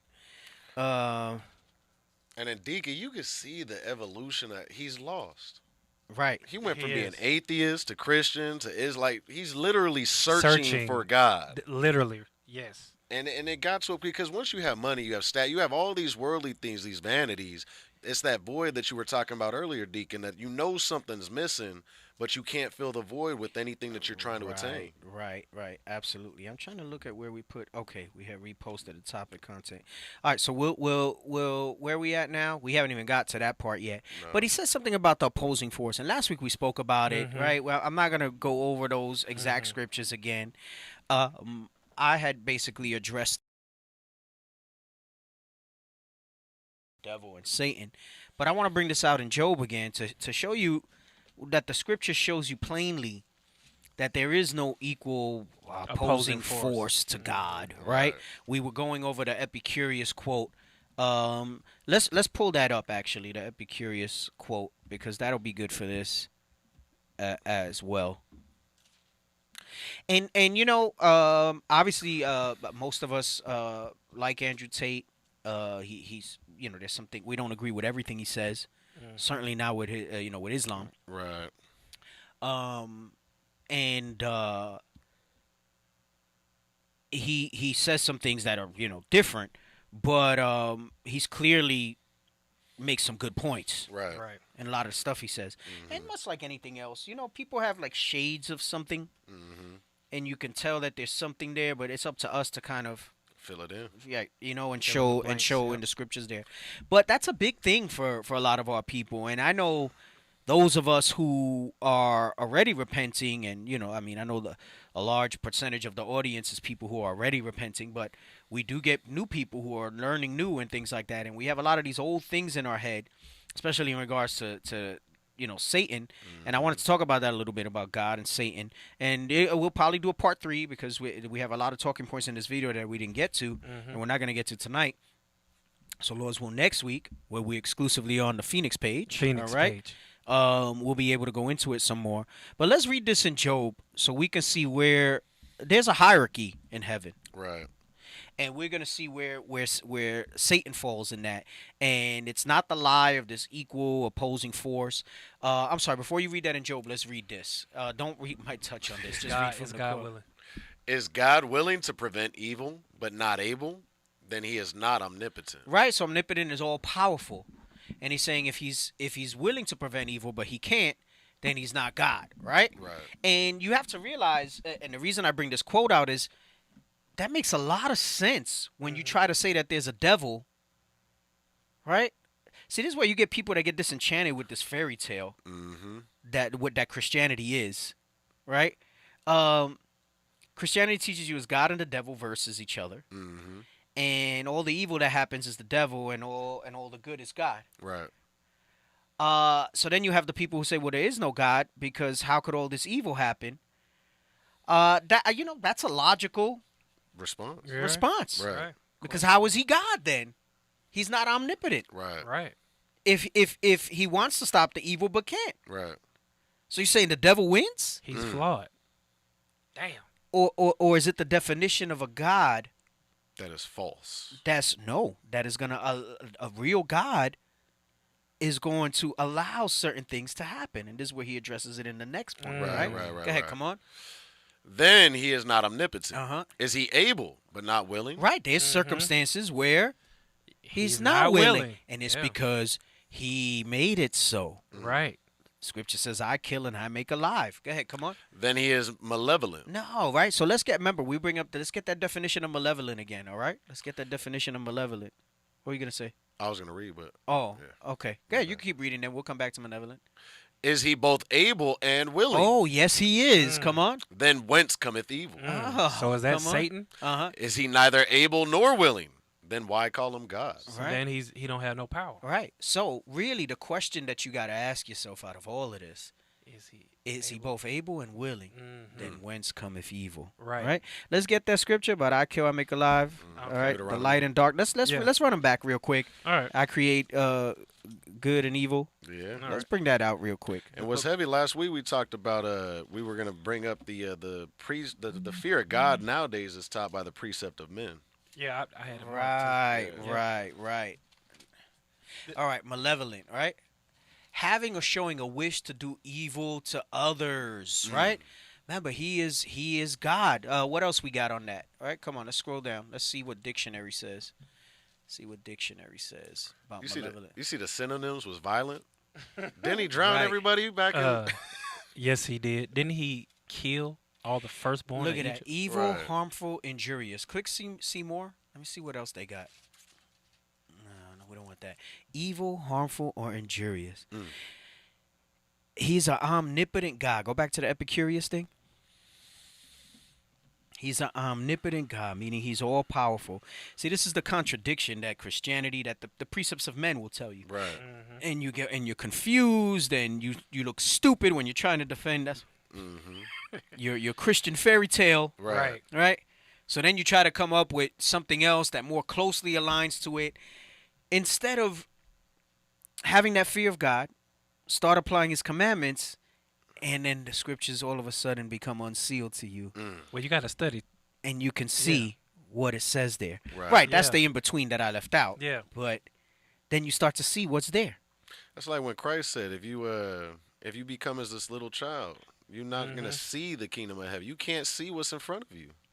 You're not going to be able to see it. No. Right, remember, it's the Lord that poured out the spirit of deep sleep. Right. It's only him that's going to be able to open it up. Right? So it says, is he able but not willing? Then he is malevolent. And he is. Because it says, is he both able and willing? Then whence cometh evil? Right? I like that last part because it's true. In your Christianity, then why do you call him God if he's not able to fight evil? Right. Or willing. If Satan could win any battle against him, just one, right, then that's not God. Right. That's like the atheist statement right there.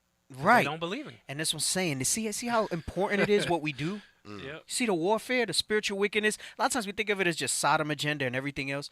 Do you see what they really have you do is worship a weak, puny God. Yes, puny. Right? That does not have full autonomy and power. Right. And if that's the case, then what is that? What is he really a God? And what does that make his followers? Right.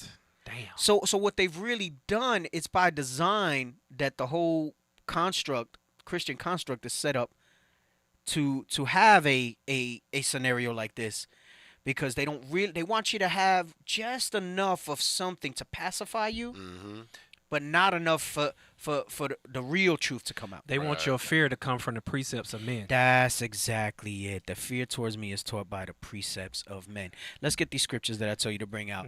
Is he both able and willing? Then whence cometh evil? So we are going to show you. Because the presumption is that because he's God, he got to be all good. That's where you messed up. That part right there. Right. Not my Jesus. How do you call him the creator if he don't destroy nothing? and then subscribe evil to something else, or someone else. You take credit from him. He's the creator of evil. All is in his control. Man, I Sheesh. forgot the name of the show. It was real raunchy, but it was interesting in that it was the voice that was used for creation. God, Preacher. It's called Preacher. Yeah, that show. Right. Yeah. I didn't finish it. It was like Me 3 neither. seasons. Yep. It started getting real crazy. And basically he had the power of the voice of God, and it made anybody do whatever he wanted. The point that I want from that is that voice, if you're the creator, it means it's all powerful. Omnipotent. So that means it never said that it would be all good. Right. And then what's your definition of good? Right. Because his evil is just. Yes. Which is good. Yes, which is good. See what we're getting at here? Right? People like to muse on philosophy, your consciousness, and all that stuff like that. Wrap your head around that. You filter out all the noise and the other stuff that's there. He said he went to Islam because Christianity tolerates too much. Christianity is not of the scriptures. Andrew Tate need to come and talk with us. For real, though. Andrew Tate need to come have a little sit down with us. And we going to put him on the right track, right? Yeah. Oh, wow. Someone said, I didn't even catch that. They said Bishop said in the class that Christianity breeds atheism. Yeah. Look at that. Yeah. It's the same spirit moving. Right. I didn't even know that was brought out. But that's exactly what we're essentially saying, right? And we're not going to have time to get into it today in detail, but we're going to talk about where atheism comes from, where their belief of God comes from, and stuff like that. And we're gonna roll through that. All right. But let's read these scriptures real quick. Come on. The book of Deuteronomy, chapter 32, verse 39. See now that I, even I, am he, and there is no God with me. Right, because what you're saying is that Satan is a God then that's equal to him. Right. If he's that opposing force. Right. Come on. I kill, and I make alive.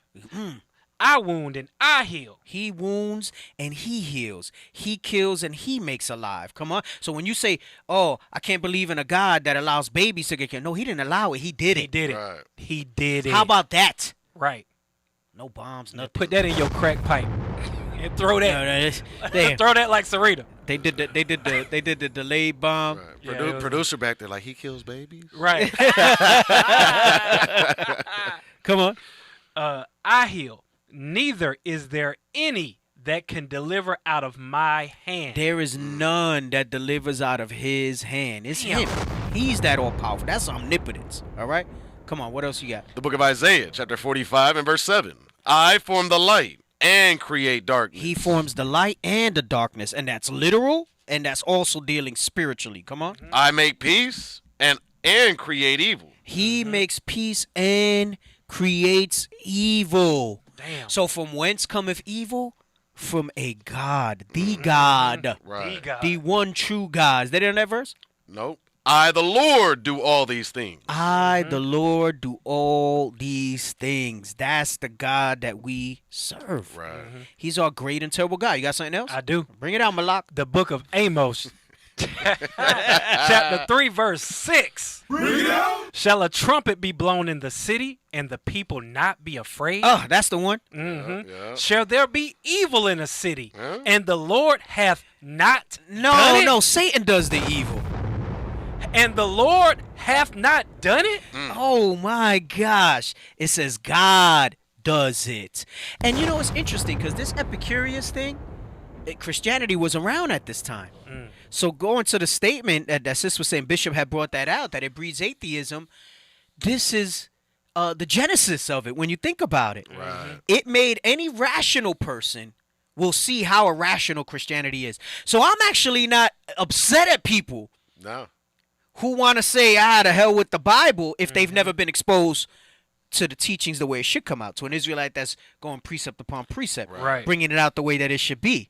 If all you got from your scriptures was from Christianity and the Christian church, then you know what? I pity you. Damn. I can for real. understand. I can empathize Right. with where you were with all that stuff. And that's heavy because you look at Andrew Tate, from him going from atheist to Christianity to Islam, all he was doing is following logic. Right. Like if you, and it's not, we know it's not based on sound. We're destroyed for a lack of knowledge, God's knowledge. But he's trying to use logic to come to an understanding of what he can find as God until that glorious light be shined unto him. I got one. We got to get it. Go ahead, bring it up. Let me get Psalm chapter 14, verse 1. The book of Psalms, chapter 14 and verse 1. The fool hath said in his heart. The who? The fool hath said in his heart. Uh-huh. There is no God. The fool said in his heart that, what do you mean? My God, my Jesus doesn't kill babies. Because watch this. Read. There is no God. They are corrupt. They are corrupt. They have done abominable works. Because if he can kill babies for being innocent, he can kill me for being in my sin. That's right.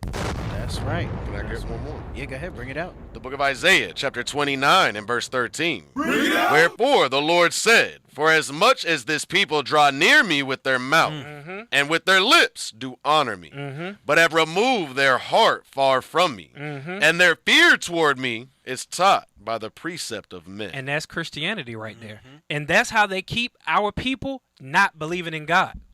Because our fear is taught from the precepts of men. Guess what?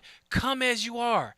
Stay as you are. God got you. He got you all right. He got you lined up for the lake of fire if you don't get your act together. Oh, we got to accept homosexuality now. Right. The lake of fire was taken away by Christianity. They don't believe in See, there it is, Right, there. they don't really believe in that. Get that in Colossians about the beware. This is why this was brought out. The book of Colossians, chapter 2 and verse 8. Right, because this was coincides with more or less of the time of people like Epicurus, like philosophers that were thinking of this stuff as the message got misconstrued, right? Come on. Beware, lest any man spoil you through philosophy and vain deceit. Right, meaning it's useless, all right? That goes back to what we were bringing out about making many books. There is no end, right? So weariness of the flesh. It says, beware lest any man spoil you. Meaning it's going to take you off your path. It's going to be to your own sore destruction, right? Through philosophy and vain deceit. People talk about logic. The Bible's the most logical thing ever written. Right. Exactly. It's the most logic. If you get that fear, you start to apply these commandments, and then you study and read like the scriptures say, it all makes sense. Let me get that in Sirach. I don't know if it's 29, 39. I always get confused. What you looking for? Hold 2 Timothy on. 3:16 too, where it talks about what the Bible is purposed 39. 39. First of all, you sound like you're a little voice in the room. Right. I can't hear you. Right. He sounds higher than him. I'm here playing with my doll all day. Can you guys get the audio good for next week? I don't know what's going on. People keep fat freaking fingers messing with the knobs. Fat fingers. Can we get the levels good next time?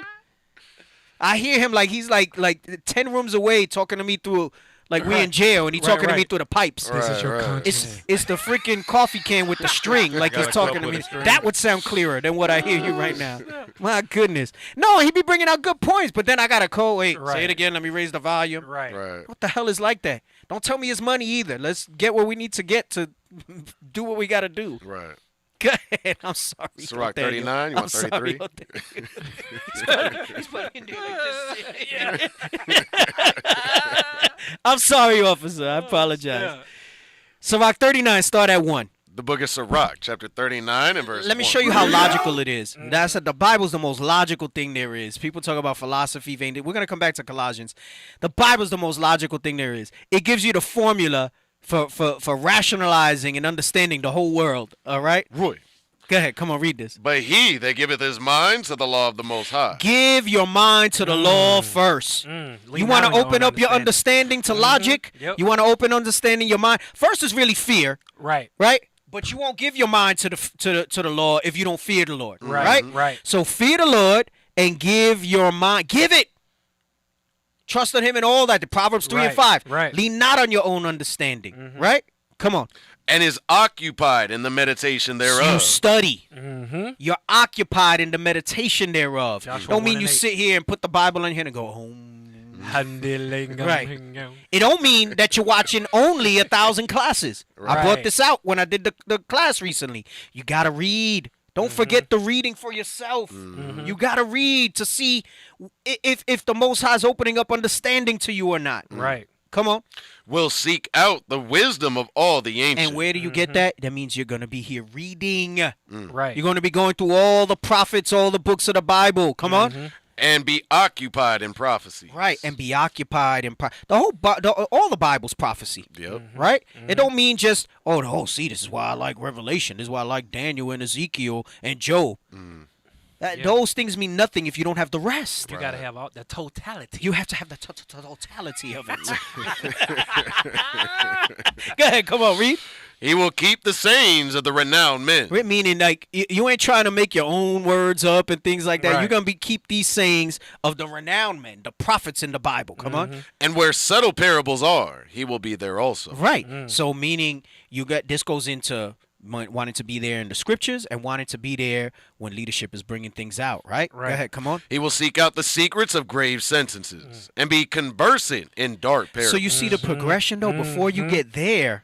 Before you get to the deep answers, you got to go through these steps. Come on. He shall serve among great men. Right. It says if you're going to be a great leader, you got to know how to be a great follower. You will serve among great men. Come on. And appear before princes. That's those princes, principalities, powers, right? Going out and teaching this word, spiritual wickedness in high places. Come on. He will travel through strange countries. That goes in this, and this doesn't all happen at once. Yeah. This is a process of growth in these scriptures. And it says you will travel through strange countries, right? A man who travel knows many things. Come on, read. For he hath tried the good and the evil among Through men. exercise of use, he knows how to discern between good and evil. Come on. He will give his heart to resort early to the Lord that made him. Meaning that when trouble comes, you don't flee. Right. You turn to these scriptures. So when the brothers talk about I'm stressed, right? This, I'm that. I gotta get right. I need a break because I'm overwhelmed with this. No. It says you need to get to the point where you resort early to the Lord that made him. Come on. And will pray before the Most High. And you're gonna pray, right? And we know that now we've been building up the brothers and sisters to pray 3 times a day as the scriptures have commanded us. Come on. And will open his mouth in prayer and make supplication for his sins. Come on. When the great Lord will, he shall be filled with the spirit of Remember understanding. I said earlier, it's God who gives the increase, right? I think it's in Isaiah where it talks about he poured out the spirit of deep sleep on us, right? It's prophet and his seers, right? He've covered their eyes. But it says when God is ready to, you will be filled with the spirit of understanding. But you got to go through all, and we could do a whole class where we precept all these verses here. You just gave a few. I had quoted a few. I'm sure your fingers is here itching to go to a bunch of them, right? But we on like the last 10 minutes of the show, so we're not gonna do it. Right. No, we're not gonna plus it. You know what I didn't realize? I don't know if they still did it or they changed the slot. I think Captain Gad comes on after us. Oh snap! Oh yeah. But he don't come on until we're done. Okay. So I feel kind of bad. I mean, if I gotta plus it, I'll plus it. Right. But he was like, nah, do your thing. I said, nah, I want to be mindful that we never had another show behind us. So you hit him with the manual override. we done been the latest show. So Captain Gad be waiting till we done so that they can come on. So I'm like, damn, I said I feel kind of bad, so I want to be conscious, because he be bringing out some good stuff, especially about the native stuff and things like that. So, but anyway, so it says God will fill you with the spirit of understanding, right? Come on. He shall pour out wise sentences, and then you'll have wisdom to pour out wise sentences. Come on. And give thanks unto the Lord in His prayer. Well, you thank for the wisdom that you do have, and you pray for the increase in understanding. That's Come on. the application. He shall direct his counsel and knowledge. Right. Meaning what? As is needed, I'm going to be able to direct. Now that's somebody that has counsel and knowledge. Just like here, right? That goes back to what Jethro and Moses, where he said, get people to help, and any matter that's too big for them, then they bring to you. Right. This is how you have with the ranking structure that we have, right? You have soldiers, you have officers of different ranks, right? They're going to be able to deal with certain things because all of us are in the process of what we're reading here, right? They're going to be able to deal with certain things, and then they're going to be able to if it's too strong for them, I'm saying this is something I need to go. That's part of directing your counsel and knowledge, right? You're going to be able to say, hey, let me go to that. And I know it's tempting, right? You sit somewhere with a captain or a senior officer or even a deacon, and I just want to go right there. He's right there. I can almost touch him. Right. But that's not the order of things. Right. There's so much that we're directing and ordering our counsel and our knowledge in. You got to go through the process and have trust that the Spirit of the Most High is moving with people like we've read here. Right? Go ahead, come on. He shall direct his counsel in knowledge, and in his secrets shall he meditate. Right, meaning that we're then in his secrets going to meditate. Come on. He shall show forth that which he hath learned. You're going to see that this person applies. Right. It's not just in teaching. You're going to see it in actions. Come on. And shall glory in the law of the covenant of the Lord. Read on. Many shall commend his understanding, and so long as the world endureth, it shall not be blotted out. His memorial shall not depart away, and his name shall live from generation to generation. Right. So, I mean, that's logical. Let me get Sirach 3:23. Yes, sir. This is why what the scripture says this, all right? A lot of times we bring this out, tell a brother, stop trying to be deep. For real. Come on. The book of Sirach, chapter 3, verse 23. Be not curious in unnecessary matters, for more things are showed unto thee than men understand. You got a buffet in front of you with these scriptures. And so that you don't fall into the atheist trap that's Christianity, that you don't fall into that philosophical, but what about this, but what about that? It says, don't be curious in unnecessary matters. You follow what we just read in Sirach 39, and it's logical. Right. It's spiritual. Right. And it's logical. Right? Come on, read. For many are deceived by their own vain opinion. No, I'm sorry, you didn't finish 23. Be not curious in unnecessary. Be not curious in unnecessary matters. What? Come on. For more things are showed unto them than men understand. And that's clear because this Bible has been here for thousands of years. You have countless denominations of Christianity. You have offshoots of other religions that quote the Holy Scriptures. Right. But they can't understand it. They don't see it. Get me that? Is it in Luke where he says, blessed are your ears and your eyes? For many have desired to know. While he's looking for that, can we read 21? I wanted to keep reading on here, actually. Okay. So while he does that, can you read on, and then you can go to 21. Go ahead, come on. Okay, Sirach 3:21. No, read 24, and then you can bring out 21 after this. For many are deceived by their own vain opinion. That goes back to what we read in Colossians. I know I have you guys all over the place. This is why it says, beware, all right, from philosophy and vain deceit. It says, because many are deceived by their own vain opinions. Come on. And an evil suspicion hath overthrown their judgment. Right. And an evil suspicion have overthrown their judgment, right? Because you're so caught up in like, hey, there got to be a trick. There got to be a trap to all this stuff like that, right? I mean, this has many things. An evil suspicion will overthrow your judgment against somebody else, a brother or sister, right? Come on. Without eyes, thou shalt want light. Meaning those spiritual eyes, right? Come on. Profess not the knowledge, therefore, that thou hast not. Stop trying to reach for things that's above your strength. All right? It says, profess not the knowledge that thou have not. And any man that's humbled in the scriptures, that understands the logicalness of the scriptures, all right, you're going to know where to draw that line, right? So say any brother who's beholden to this thing, that follow those steps of Sirach 39, you're going to pass the buck when you need to pass the buck. Right. And you're going to say, hey, this is above my strength. I need this. I need that. Go ahead. Come on, read. A stubborn heart. No, okay. I don't need that. I don't need that. Okay. Let me read this, and then you could give 21. Go ahead. The book of Luke, chapter 10. Because 23 said, for more things are shown unto thee than men understand, right? Come on. Verse 23.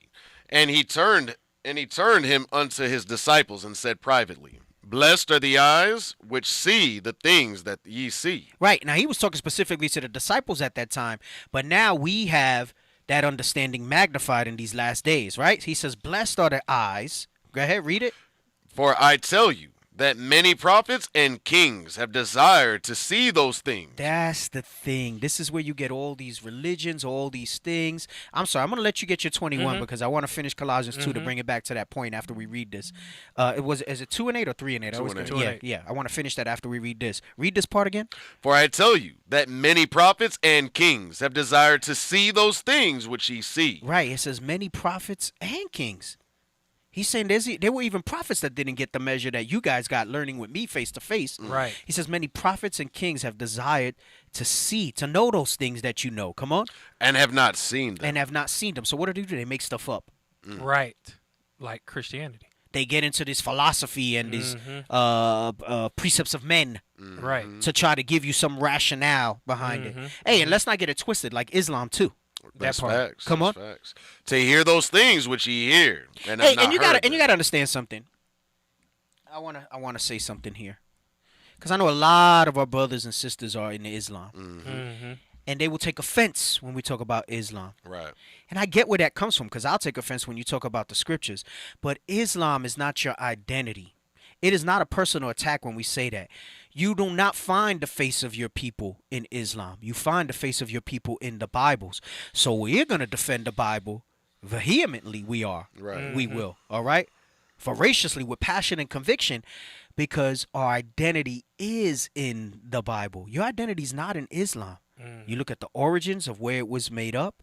You look at who it was taught to. It's not for you. That's not your armor. That's not your sword.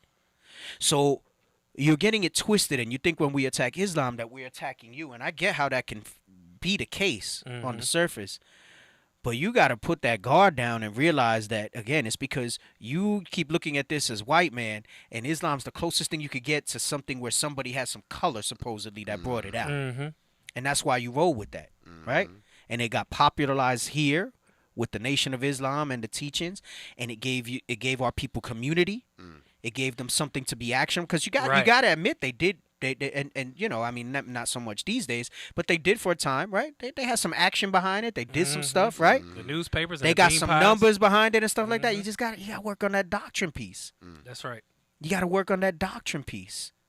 You know, they went out, they represented the community and showed face and things like that. With the suits, they showed uniformity and discipline. Imagine if that zeal and conviction, that zeal that's not according to knowledge, can be humbled into the scriptures and whatever. If they can follow those steps in Sirach 39, like we just read. Right. That's Ezekiel 37, right? Right. Let's bring something like that together. But make no mistake about it, this includes Islam too, right? But go ahead, come on. And to hear those things which ye hear, and have not heard them.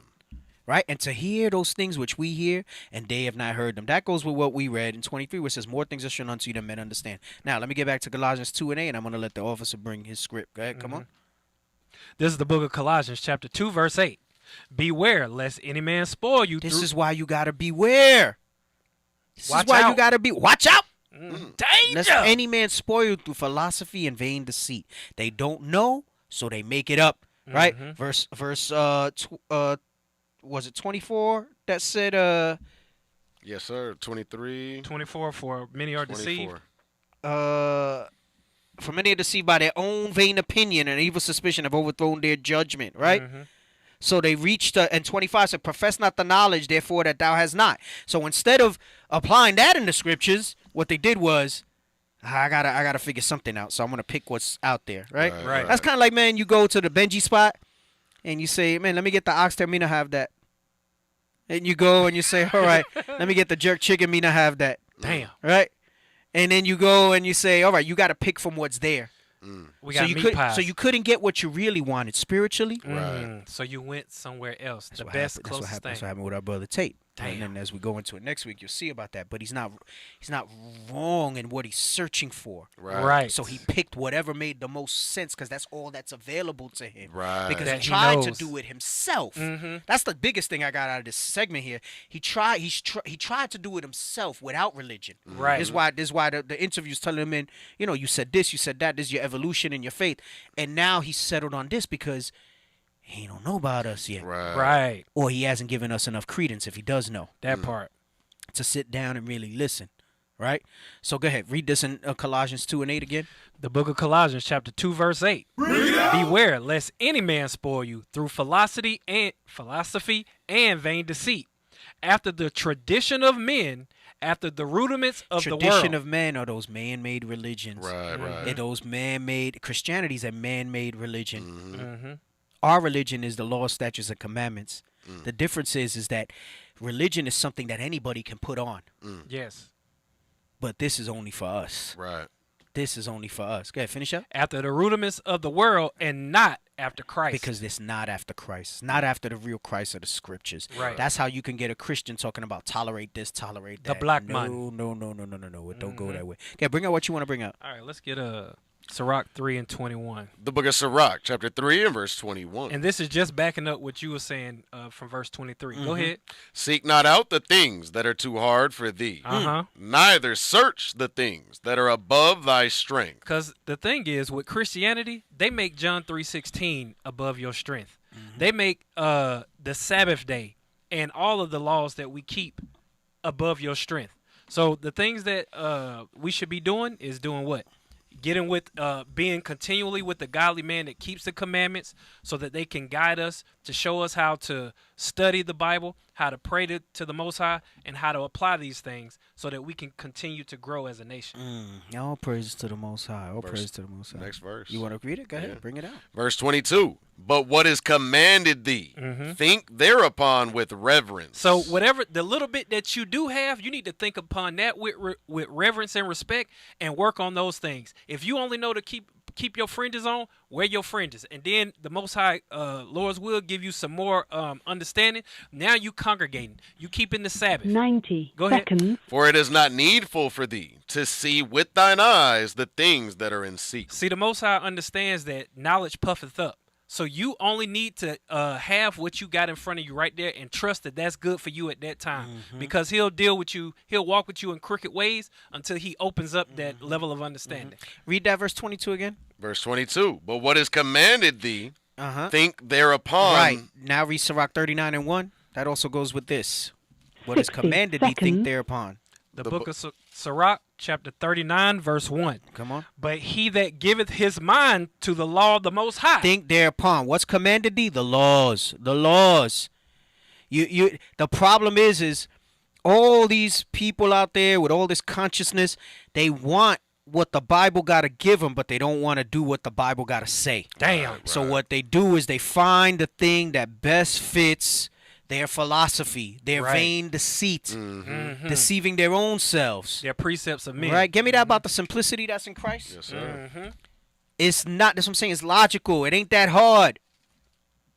But you don't want to change. This is the book of 2 Corinthians, chapter 11, verse 3. But I fear, lest by 10 any means, seconds. as the serpent beguiled Eve. And that's what you get with all these different religions, with all these the whole cult of personality and everybody talking about you got to accept this, you got to tolerate that. Go ahead, come on. Through his subtlety. Through the subtlety that's there. Through the subtlety of it. Because you know what the subtlety is? It'll start off with, a little mention. And then before you know it, it's in every movie, it's in everything, and it don't even have anything to do with the plot. It's in every ad, it's in all this other stuff, right? Right. It's all in your face. Come on. So your mind should be corrupted from the simplicity that is in Christ. It's a corruption to your mind and how simple it really is to apply these scriptures, right? Usually the solution is the simplest answer, right? Right. That's facts. It's what we're teaching is not a stretch and not complicated. If you really think down and think of that simplicity that's in Christ, Everything else is more complicated to accept and believe. D, if you love me, keep my commandments. It's simple. Yeah, that's heavy. That is simple, right?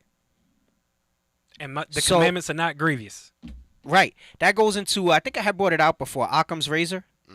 Right? They call it Occam's razor, but people don't want to apply that thing. Let me see if we got it up there. Can you pick like a quick screen grab of it? Right? Basically, it's saying the simplest outcome is usually the right one. Right? The simplest outcome is the right one. Can y'all look something up with that? I'm trying to look it up now, and then we're gonna wrap and we'll carry on next week.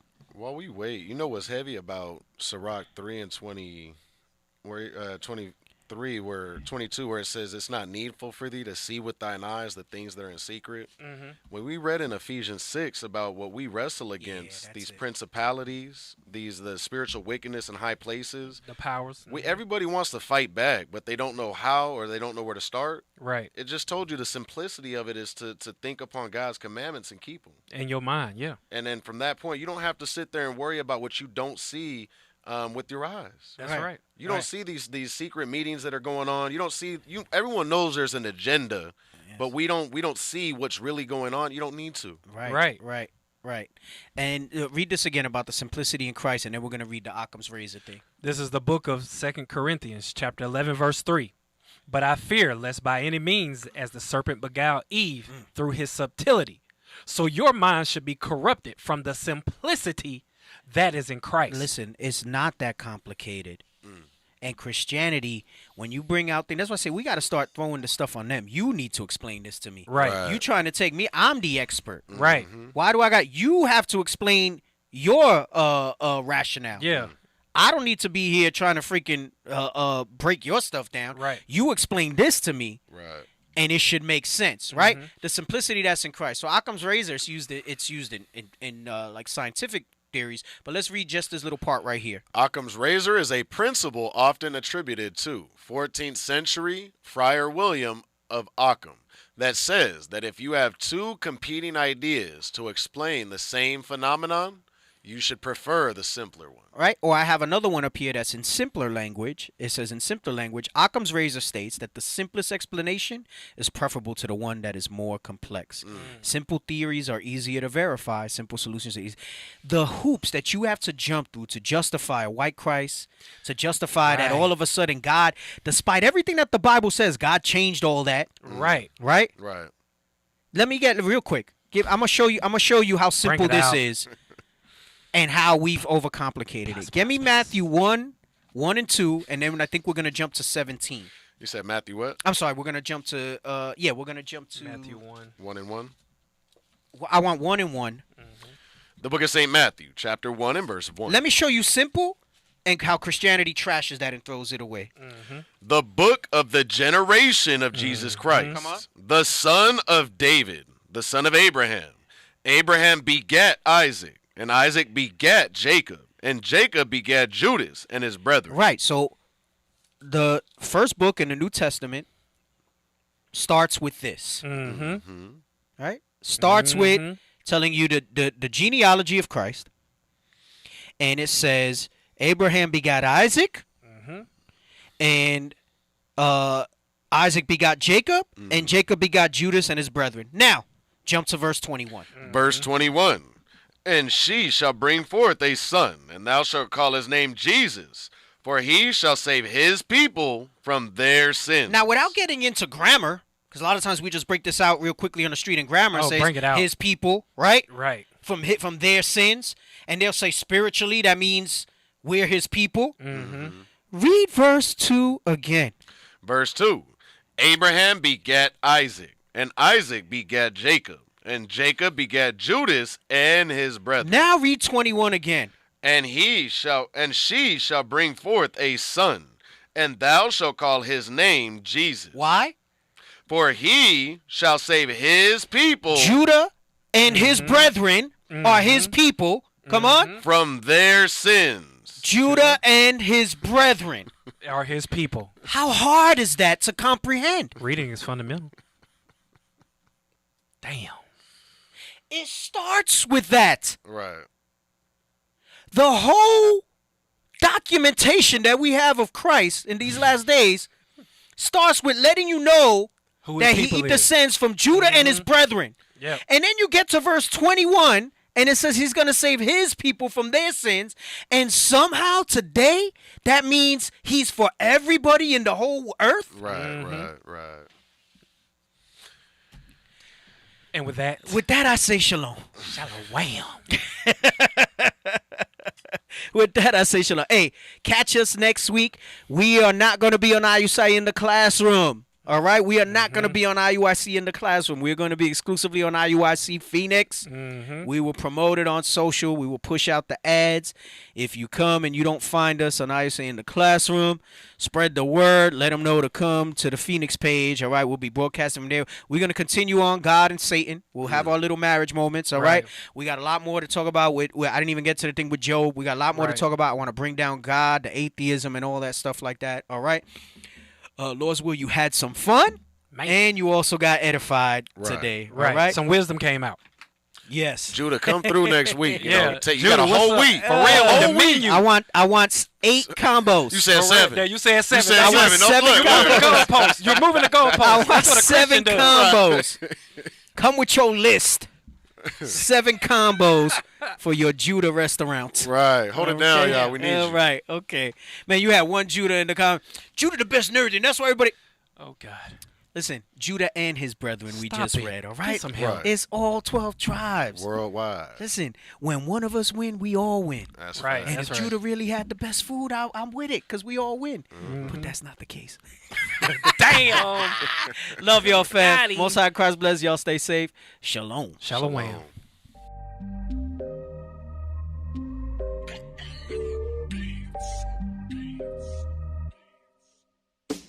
This for the Southern Kingdom, Kwame Yasharala. Hey, one nation, one nation. This for the Northern Kingdom, Viva la Raza.